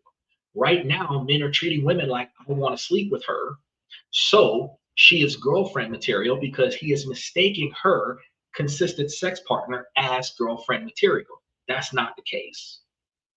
If she's not behaving like a wife on first contact, she's not girlfriend material. Oh yeah, she's friends with benefits. Oh yeah, she's a regular hookup, but she's not girlfriend material.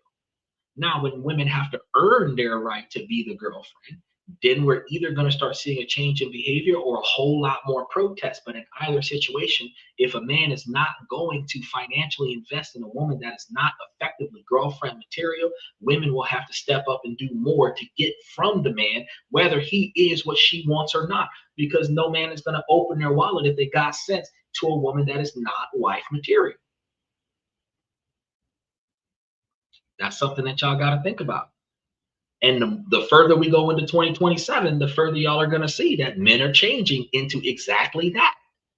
Men now have standards that they're going to stand on, their non-negotiable expectations for behavior. Their money is going to be more valuable to them. Their resources are going to be more valuable to them. And sex is a commodity, not in something to submit over, right? And as a result, you got to bring something more to the table than good looks. And the women who can't do that might have frequent hookups and large body counts, but they're not going to have a long-term relationship. All right, let's touch base with the next one.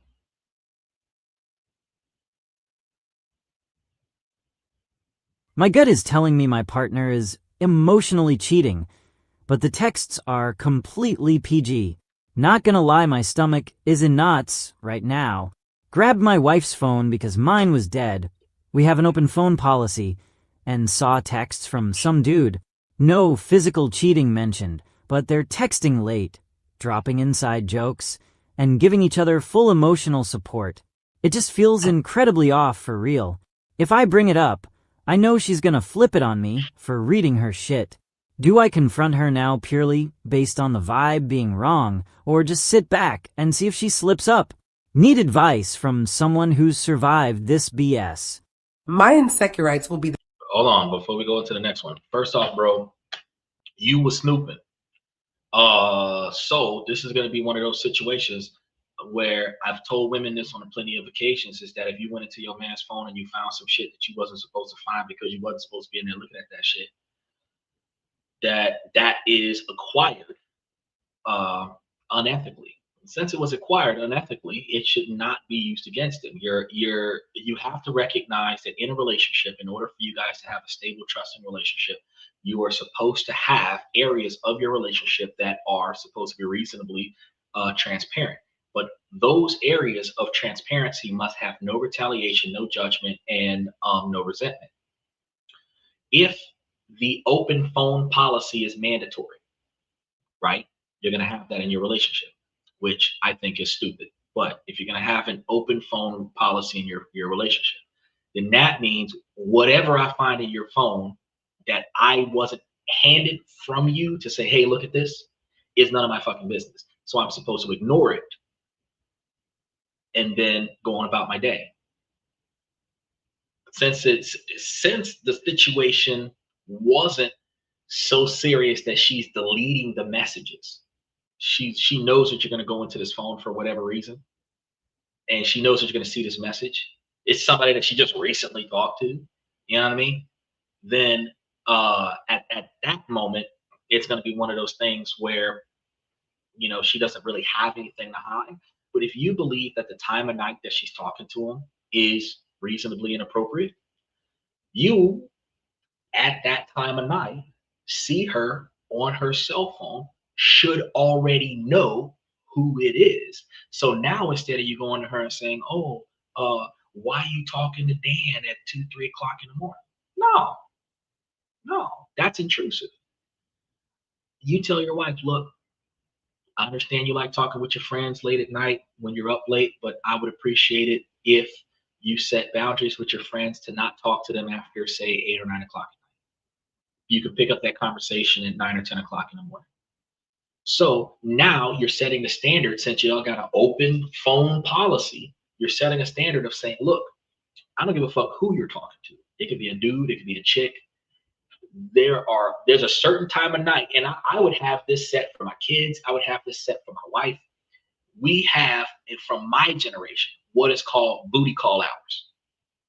Now, my booty call hours are different from a lot of people's booty call hours, because other people's booty call hours is going to start like after the club closes and this, that, and the other, 2, 3, 4 o'clock in the morning. But look, I'm old. I'm going to tell you right now, booty call hours start after dinner. Dinner is like 6, 7, 8 o'clock at night. After that, and you're not supposed to have your phone at dinner. So before dinner, you should stop talking to folks. That is not living with you in the house. That is not your romantic partner.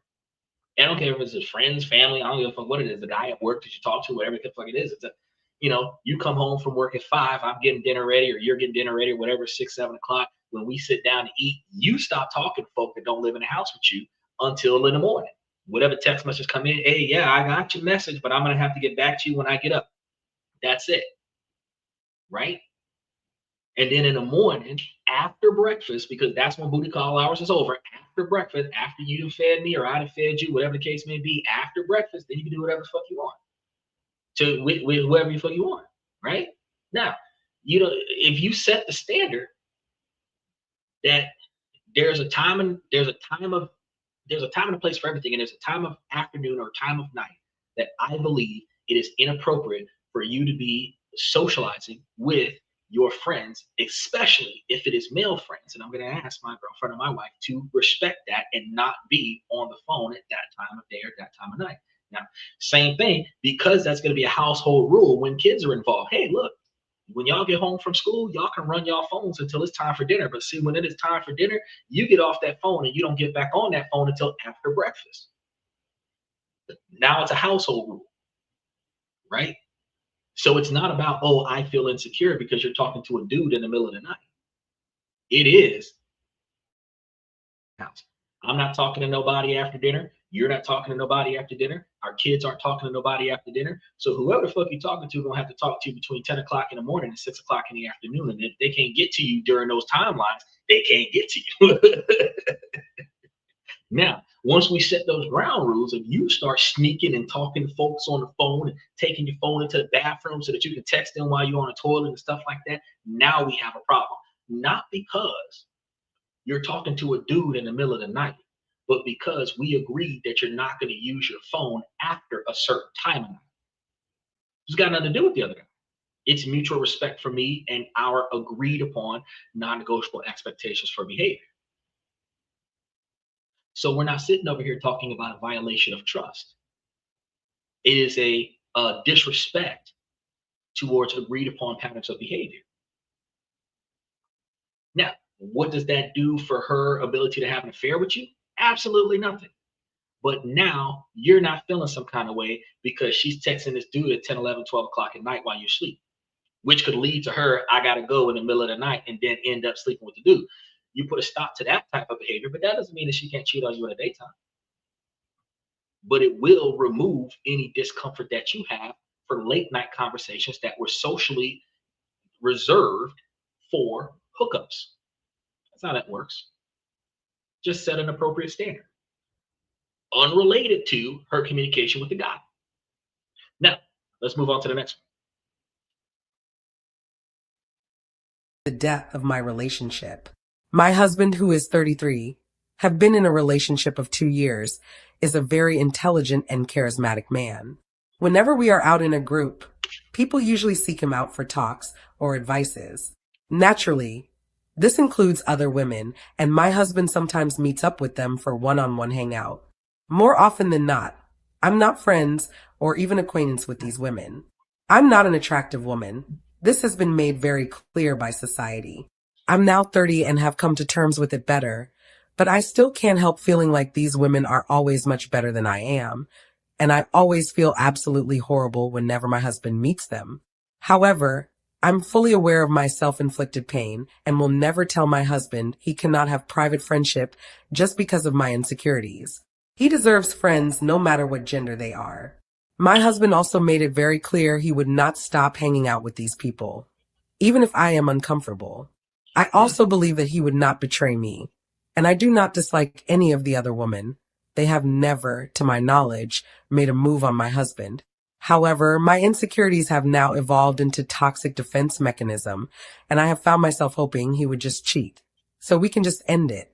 I'm upset for days before and after he goes out. I count the hours when he leaves, and if it's around midnight and he's still not home, I panic. I cannot handle more mental anguish over just being too insecure to deal with my husband having friendships with women. I'm on a long wait list for therapy, but not sure how much longer I can hold on before I completely give up on my relationship for no real reason. Is there any advice you can give, especially on unwarranted anxiety and insecurities in a relationship? Will this get better with age? Okay, so first of all, why the fuck are you on a long waiting list for therapy? Because there's more than one therapist in your insurance network. There are therapists that take cash. There are therapists that'll do it for $30 an hour, $25, $30 an hour. You know, there's some new therapists just getting started in the field that might do it for $15, $20 an hour, right? So there's no reason why you gotta wait for therapy, but you need therapy. That's the first thing that you need to do. Second thing is your husband doesn't have to not hang out with these women, but you could explain to your husband how you feel about him being out so late and why you feel this way. Where in this situation, you're not criticizing him, you're not criticizing the relationships, you just let him know, hey, when you're out past midnight, it makes me uncomfortable. You know, my anxiety flares up, and something could have happened in a past relationship that you know, when he spends too much time out late with these other individuals, that it causes extra anxiety in addition to the anxiety that you have just knowing that he has these other women that you personally believe are far more attractive than you are. Now, granted, he's going to give you some reassurance that he loves you, he thinks you're the most beautiful woman in the world, he'll never cheat on you, blah blah blah blah blah.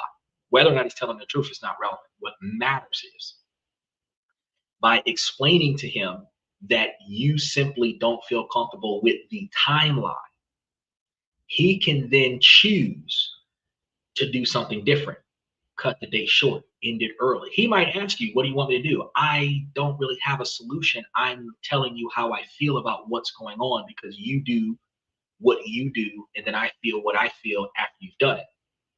See how that works?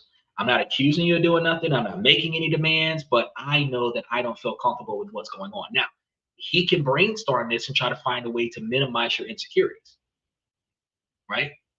He, like I said, he can end these engagements early, or he can bring you with him. Because if the women are just having conversations with him and getting advice and shit, he can bring you with him.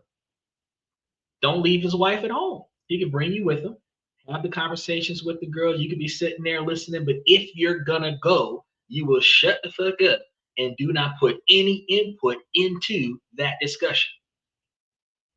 Anytime you hear something that might make you feel a little bit weird, you whisper in your husband's ear, I'm going to go to the bathroom, or I'm going to go to the bar and get something to drink, whatever. You get up from the table, you walk away, you get you some air, you know, you go step outside, you know, sit in the car for a couple minutes, then come back inside and then go back and sit with your husband. But at the end of the day, you don't make a scene with the woman that he's sitting with. Get to know the women that he's talking to, since they're just platonic friends. Now, in that dynamic, because you went too, y'all might be out till 2, 3 o'clock in the morning, but you know what he's doing, right? You know, so like the best way, you don't want to invite yourself out on the dates, or not the dates, but the interactions that he has with these other women. But what you can do is you can articulate your discomfort, and then, you know, every now and again when he says that he's going to meet one of them, you can ask, can you go too? You know, it's just so that you can get out of the house. Now, he should not be the only person in your life that's giving you attention. You should be able to go hang out with your friends and then, you know, distract yourself from the fact that he's gone. But that doesn't change the fact that if you don't feel comfortable with him being out at 1, 2 o'clock in the morning with these women, that you can tell him. You should be able to tell him, hey, you know, I think 1 o'clock is a little bit too late. You know, just for safety reasons, drinking and driving, tickets, all this other stuff, DUI checkpoints, you know, not just so to the magnitude of the affair, but yes, I have the insecurity about the affair as well, right? Simply because of my past traumas, not because of anything that you're doing, right? All of that leads him to understand what's going on, and then y'all can compromise. But if you don't say anything, you're going to build resentment towards him based on your past, which got nothing to do with him, and he can't fix that. He can't minimize that. He cannot adapt to that because he doesn't know that you feel some kind of way, right? So y'all got to work that out. All right, let's touch base with the next one.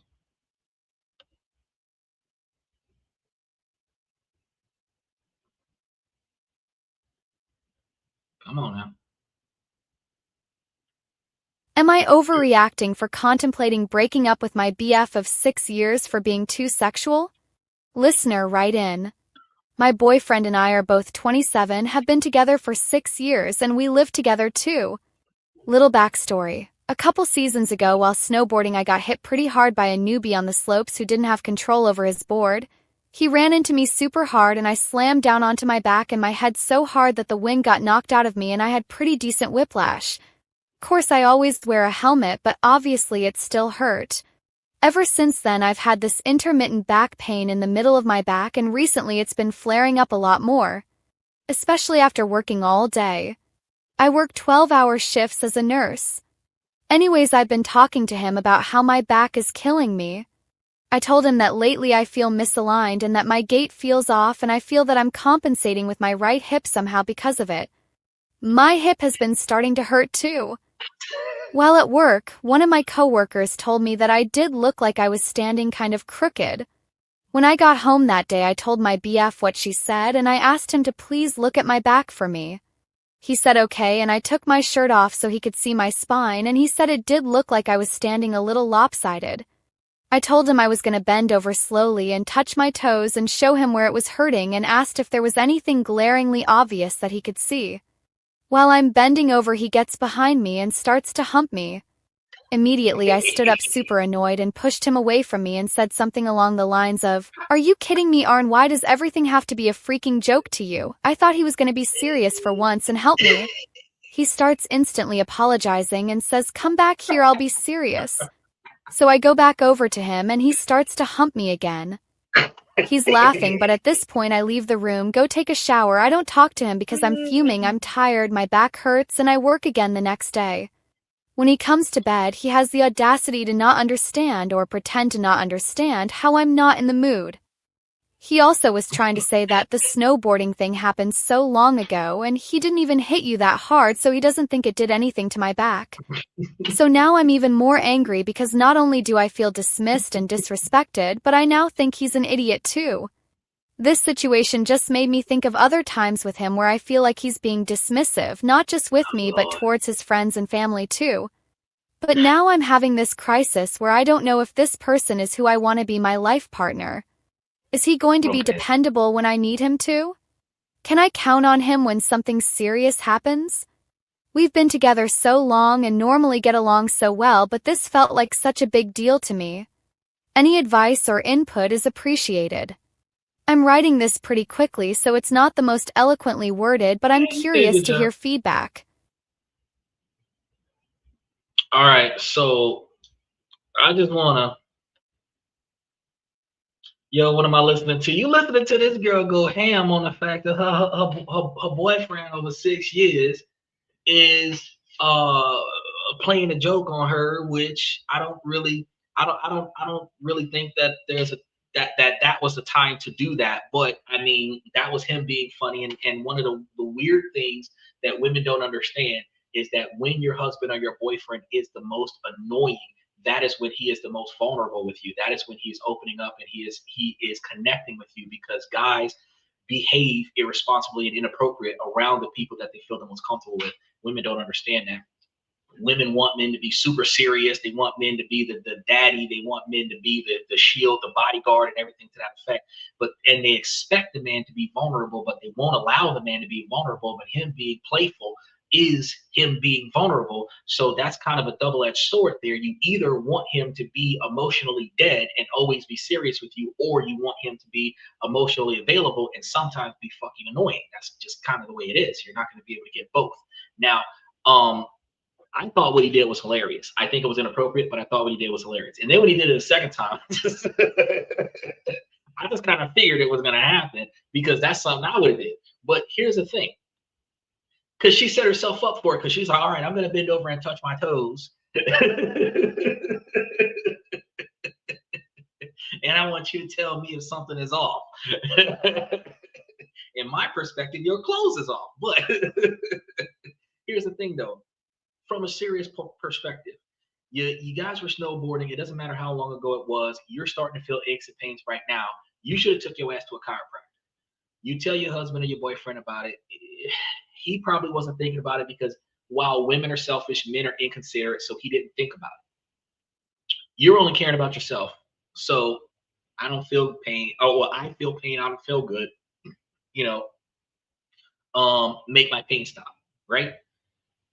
He's not a doctor. He's not going to med school, so he could not evaluate you to be able to determine if you have anything dislocated or anything broken or anything to that effect.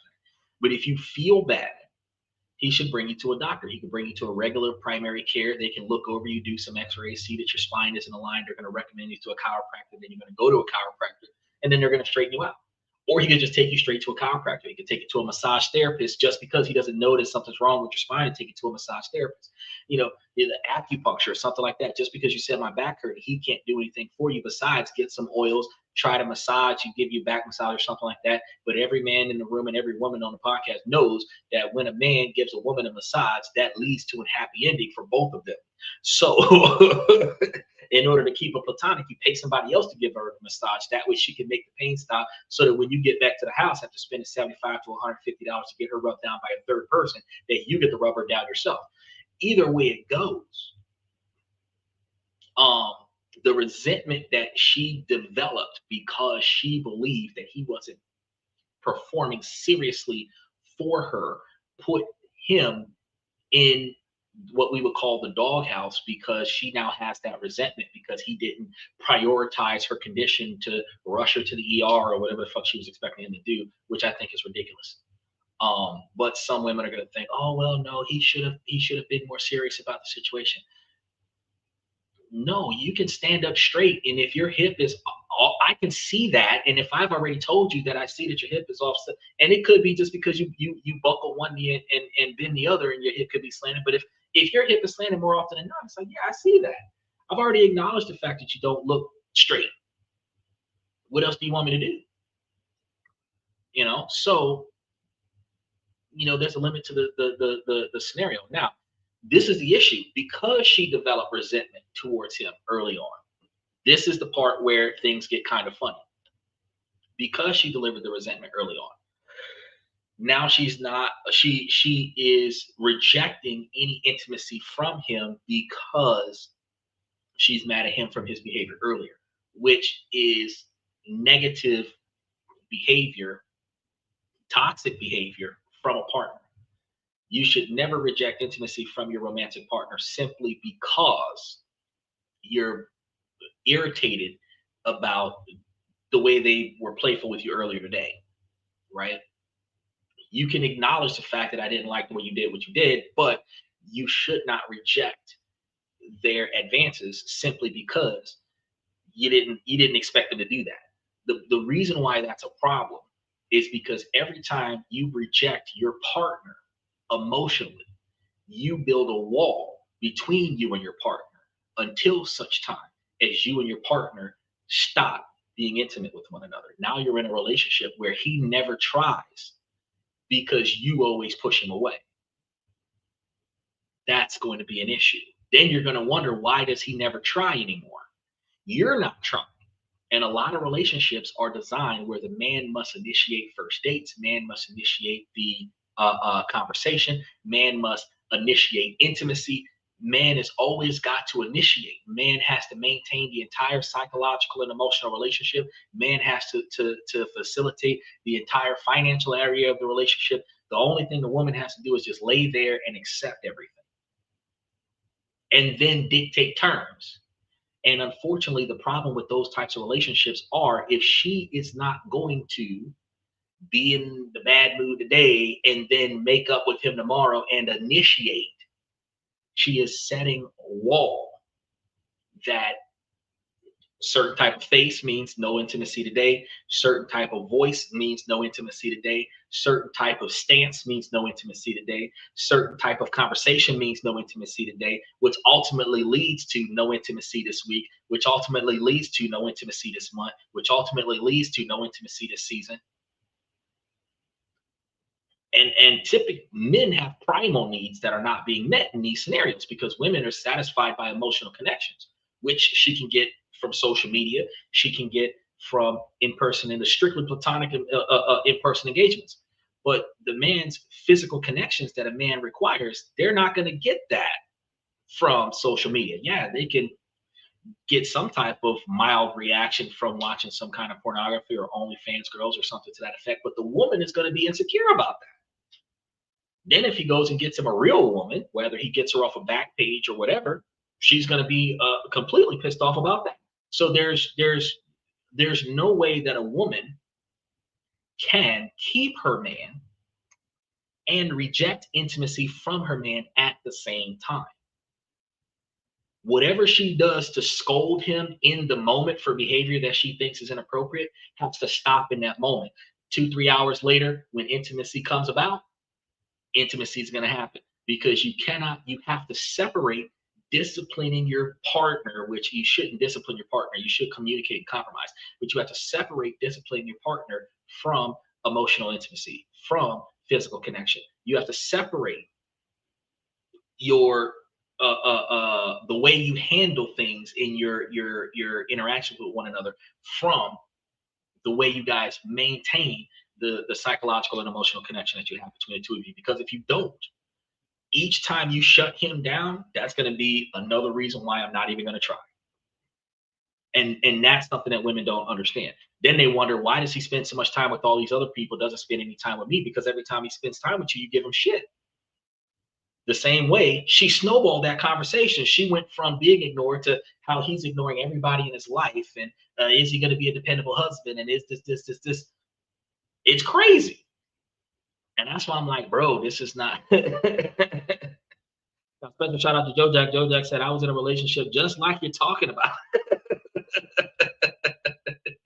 In a few hours, more like a week or so.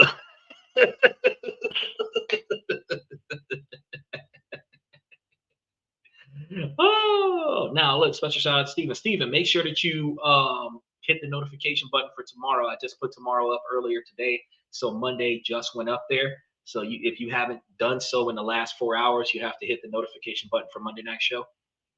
He said, watching material is not a substitute. If anything, that only causes problems. Long before Backpage called, is this ain't working, peace. But you're right though. But the reason why I mentioned that is because in a relationship, women turn off intimacy. They turn off emotional connections, they turn off physical connections, and they do that because they're disciplining their boyfriend because they don't like his behavior, they don't like his decision making. She will shut herself off to him for a period of time. And in a relationship, it starts off with a few minutes, then it's a couple of hours, then it's a couple of days. Now they're not talking for 3 weeks because she's mad at him for something. So depending on the magnitude of how hurt her feelings is, depends on the magnitude of psychological and emotional deprivation that she will put on her boyfriend or her husband.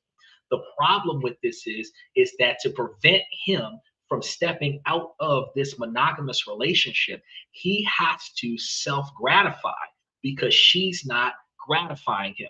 That substitution is not satisfactory, but it will lead to picking up chicks on Snapchat, picking up chicks on Instagram, picking up chicks on TikTok, Backpage, OnlyFans, and that is going to lead to escorts, prostitutes, hookers, dating a girl on your job, picking up the chick from the Starbucks, all of this stuff that is not what the woman wants. So if she wants to maintain her relationship while negotiating more appropriate or more acceptable behavior patterns from her boyfriend, she must separate how she handles what he did from the intimacy and emotional and psychological acknowledgement of her partner. The same way your boss might curse you out at the job because you fucked up, but they're still going to pay you. Your boss might send you home this afternoon because you had it out with a customer, but you got paid for the rest of the day. He said take the rest of the day off. He didn't say he wasn't going to pay you for the rest of the day. You understand the difference between acknowledging that what you did is not okay versus me destroying the relationship because I didn't like what you did is two different things. And that's what women have to understand. This negatively impacts the outcome of her relationship, not the outcome of his. He did what he thought was funny. It wasn't funny. Now he knows. But now he has to pay for that decision for 2, 3, 5 nights out of the week. What that's going to do is going to make him no longer play games with her, because if I play a game with her, there will be no intimacy for the rest of the week. I'm not going to crack jokes with her, because if I crack a joke and she doesn't laugh, there'll be no intimacy for the rest of the week. What she's doing is she's going to make him psychologically and emotionally dead to her, because if he is anything other than that, there will be no intimacy. She's not going to be happy with the self-preservation man that she creates by turning him away all the time. One of the things that women say, oh, well, I'm in this marriage for 10, 20, 30 years. My husband never has a complaint. My husband doesn't talk back. My husband doesn't argue. That's because you have shut him off.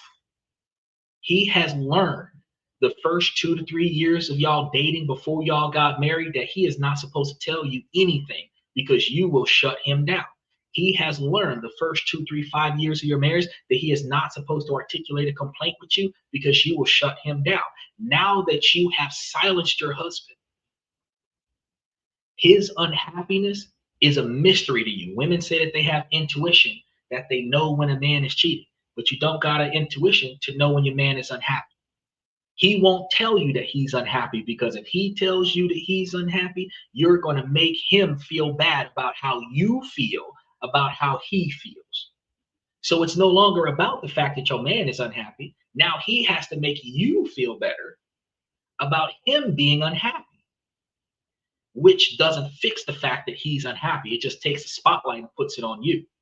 Now, what that does is that takes away from the happiness that the woman is going to have in a relationship, because now any resentment that the man has, no matter how much he tries to suppress it, that resentment is going to come off as anger, frustration, short-temperedness. He's going to be too busy. He's going to be quickly accepting extra shifts on the job, taking trips out of town for the job, leaving to go to work early, coming home from work late, picking up extra shifts instead of coming straight home, forgetting your birthday, forgetting special events that you got set up, forgetting what you got, whatever plans that you made, and making plans somewhere else. And then, oh, I forgot, because you are no longer where he wants to be. He just doesn't want to leave you. But you built that man by pushing him away. You built that man by rejecting him. You built that man by shutting him down. You built that man by not listening to him and making his concerns insecurity and the lack of a masculinity. But see, the problem is that if you don't listen to your partner, half of your relationship is already failing. And as that resentment builds, the other half of the relationship starts to fail. Most people get from a breakup and they blame the other person. But you've got to ask yourself, when did the other person start changing how they behave? Because when y'all first was together, it was love at first sight. It was magic in the air. There was fireworks. It was Aladdin and Jasmine and all this other stuff. And then somewhere along the lines, it went to Jerry Springer and Steve Wilkos. And you don't understand how it got there.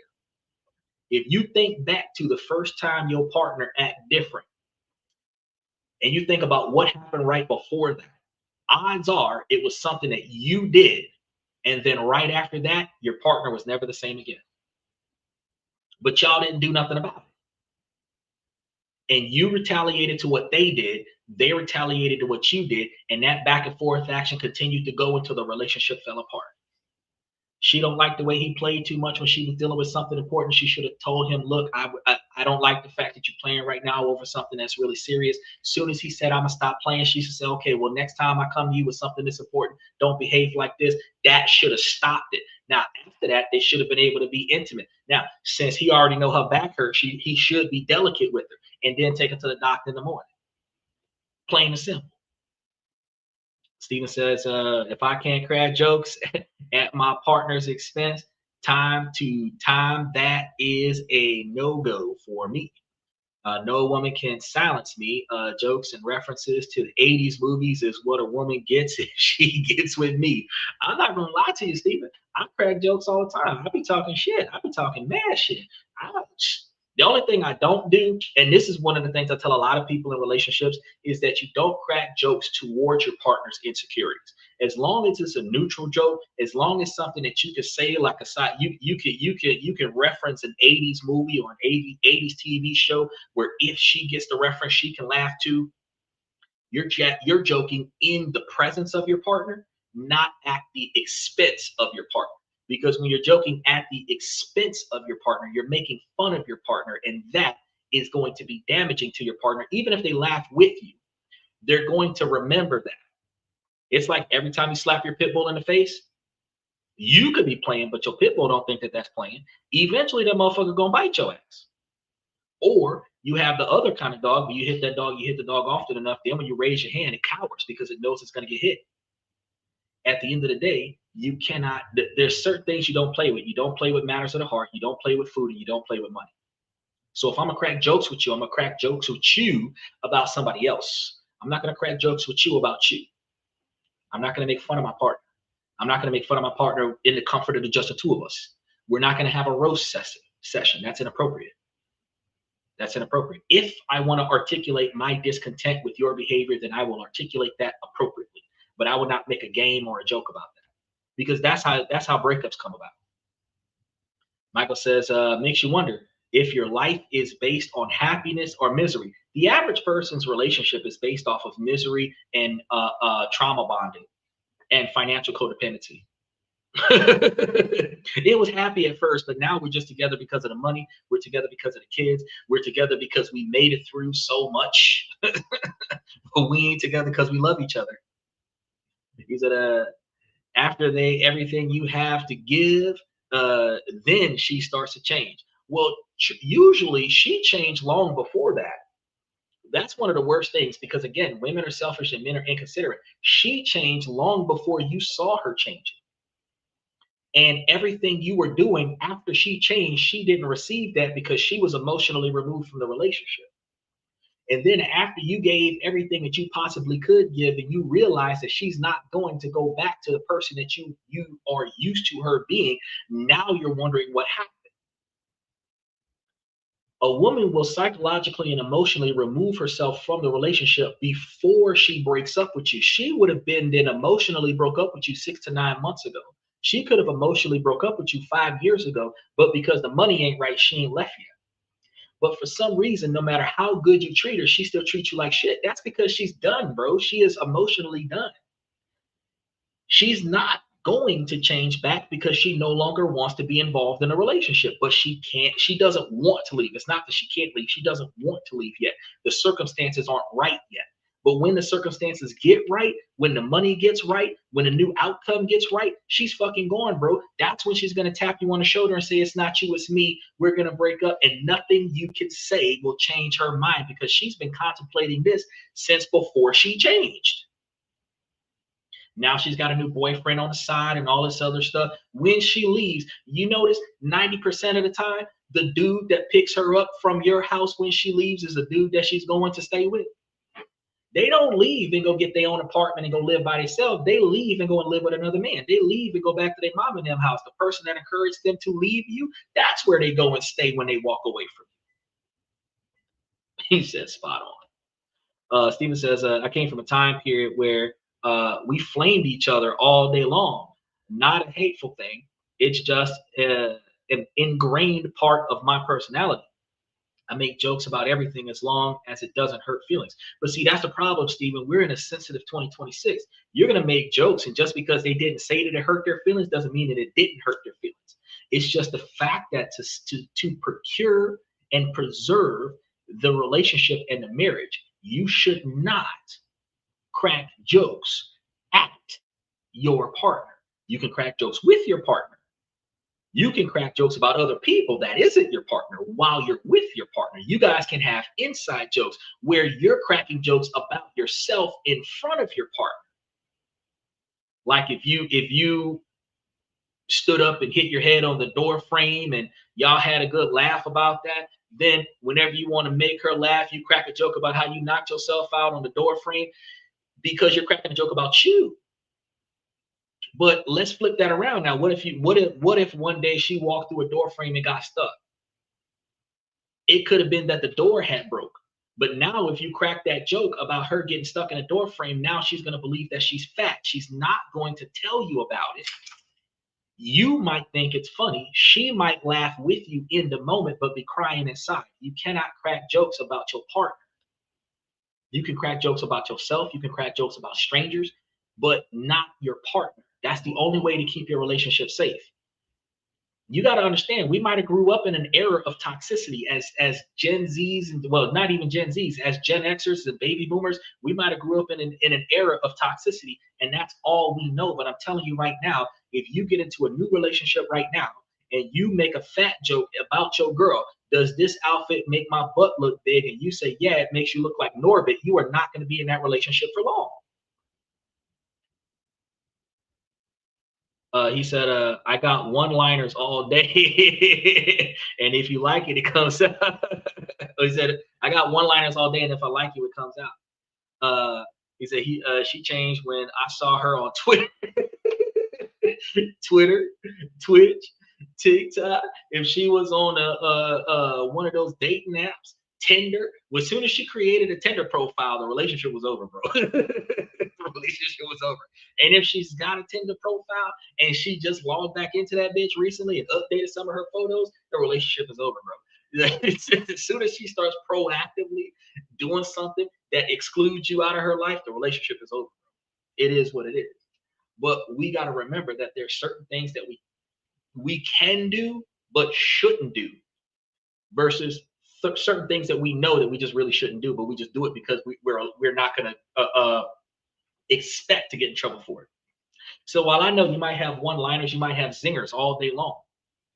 You might even be in the kind of relationship with a girl that gives some really good zingers back. But you know what's going to happen with those zingers? Each one of those zingers is going to be included with a little bit more resentment from the last zinger that they received. And then it's going to keep going back and forth until the road starts getting personal. Then it's going to go from being personal to hitting insecurities. Then somebody is going to take it too seriously. It's almost like slap boxing. Oh yeah, we're just playing. But you notice when we was kids, every time we started out slap boxing, it always ended up with somebody getting into a fight. Even if it wasn't us, it might be 5 of us in a group and everybody starts slap boxing, but it always ends up where 2 people get serious. Somebody draws blood. It's always the same thing. You should never do something in play that is not healthy for the relationship. Doesn't matter if it's fun for you. What matters is it's not necessarily fun for the other person. Now, you meet a girl that takes shots at you, for whichever, however many she dished to you, you dish it back. You say, yes, you are right. They already cut ties. They cut your ass off. Slap boxing did turn into brawls a lot. And that's what I'm trying to tell you. When you would be doing singers, that's verbal slap boxing.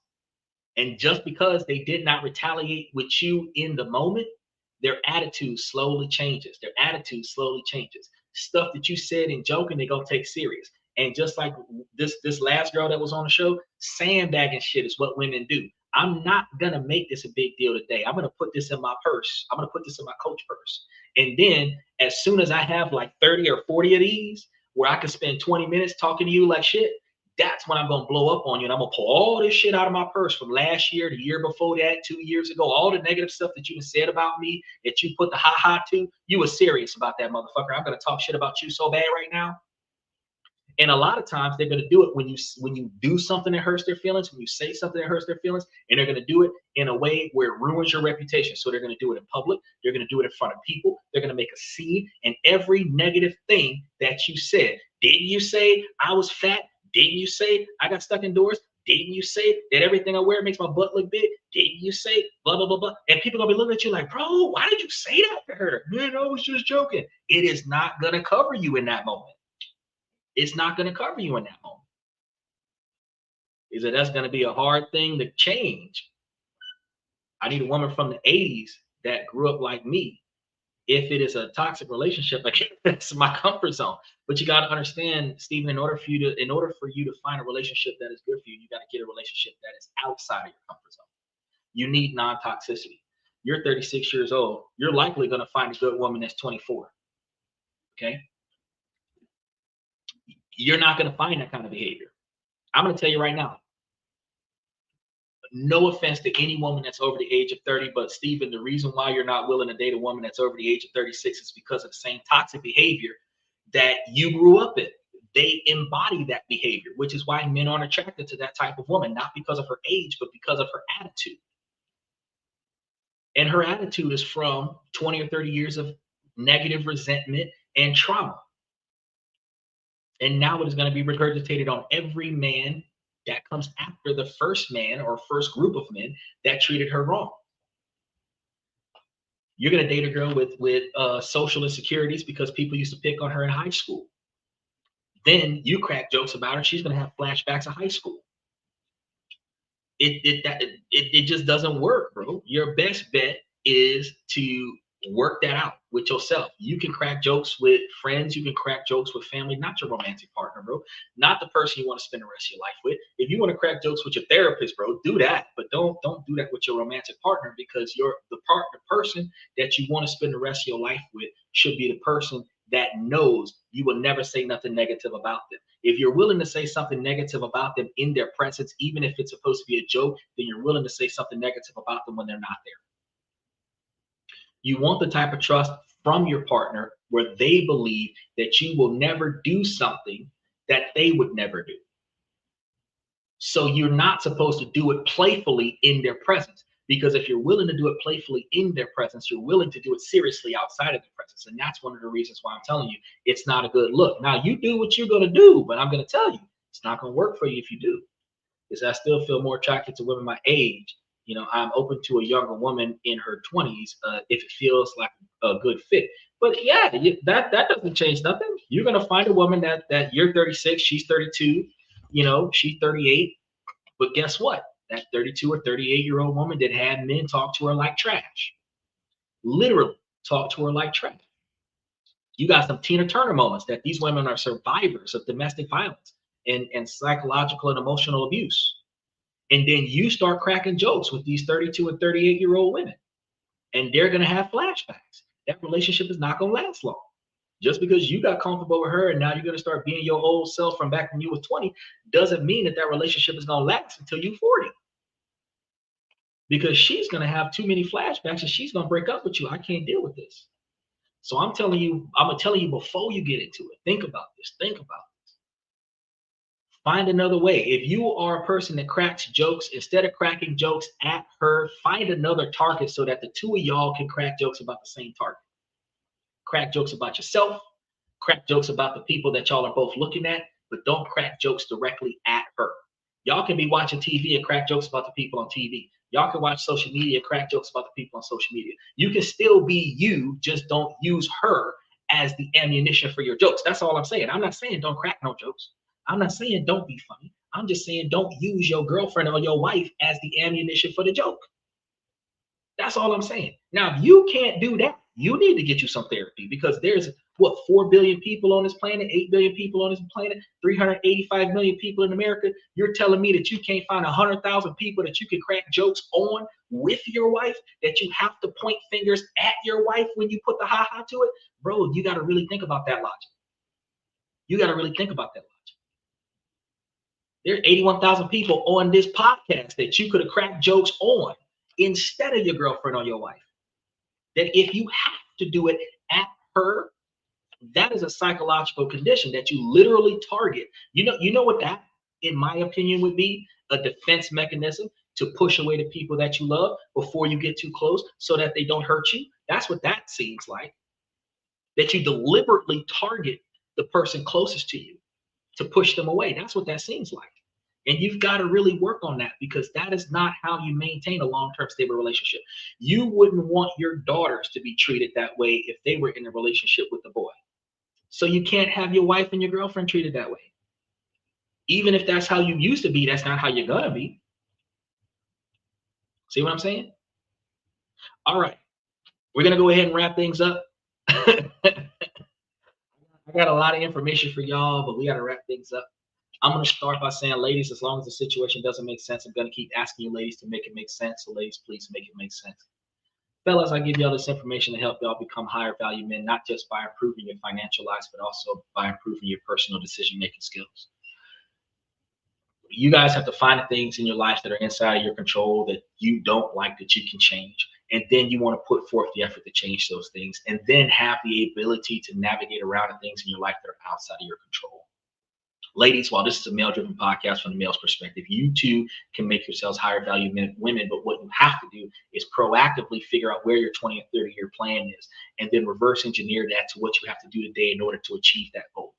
Then you want to keep your eyes and ears open to the potential suitors that have that personality, the characteristics, drive, ambition, dedication, motivation, integrity, ambition to achieve those goals. You compare your goals to their goals and y'all have similar goals. They don't have to be the exact same, but they can be headed in the same direction. And y'all can grow together. I tell y'all on a regular basis that two people can make it to $1 million faster than one. But it requires both of y'all to have the same or similar long-term satisfaction, not short-term gratification. Because if one of you is saving for your future and the other one's living for the present, you're never going to make it to where you want to be. Doesn't matter if it's you or the other person. So y'all have to change the way y'all think, and then change the way y'all think about the person y'all going to have with y'all. Because that's the only way. If you're in this for the right reasons, it will last. But if you're in it for the wrong reasons, it's a relationship for convenience. And when a relationship stops being convenient, the relationship ends. It doesn't matter if it ends via chaos or if it ends because we just parted ways. What matters is that it ends. These days in 2026, we should be looking for long-term permanent relationships, not short-term gratification, not relationships for the season, not summer flings, not in-the-moment contact. We should be looking for long-term, right? Legacy building relationships. And if we don't know what that looks like, we need to go look and find it in someone else's long-term 40, 50, 75-year relationship, get some mentorship from them on how that shit worked out, and then start trying to implement that into our current day-to-day operations. Because otherwise, why spend 3/4 of your life to be that top 23 percentile man so that you can get with women that are only going to be there for 6 months? And then they're going to take half of your shit. That makes no sense. Now, with that being said, we got a lot of stuff coming up. Make sure that you guys tag tomorrow night's show. Hit the notification buttons on it. We got a lot of stuff coming up for the rest of the week. I want to thank you guys for coming to this and that. Special shout out to Steven, Uncommon Woman, Michael, Joe Jack, OG Kicks. I really appreciate y'all for coming to the show. Special shout out to King Knight for showing up.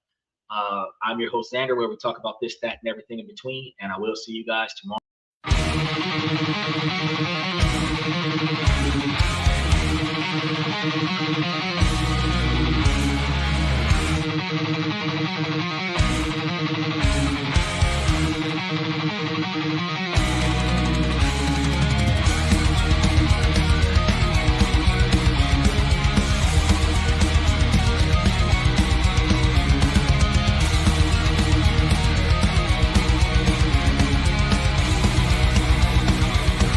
Higher ground!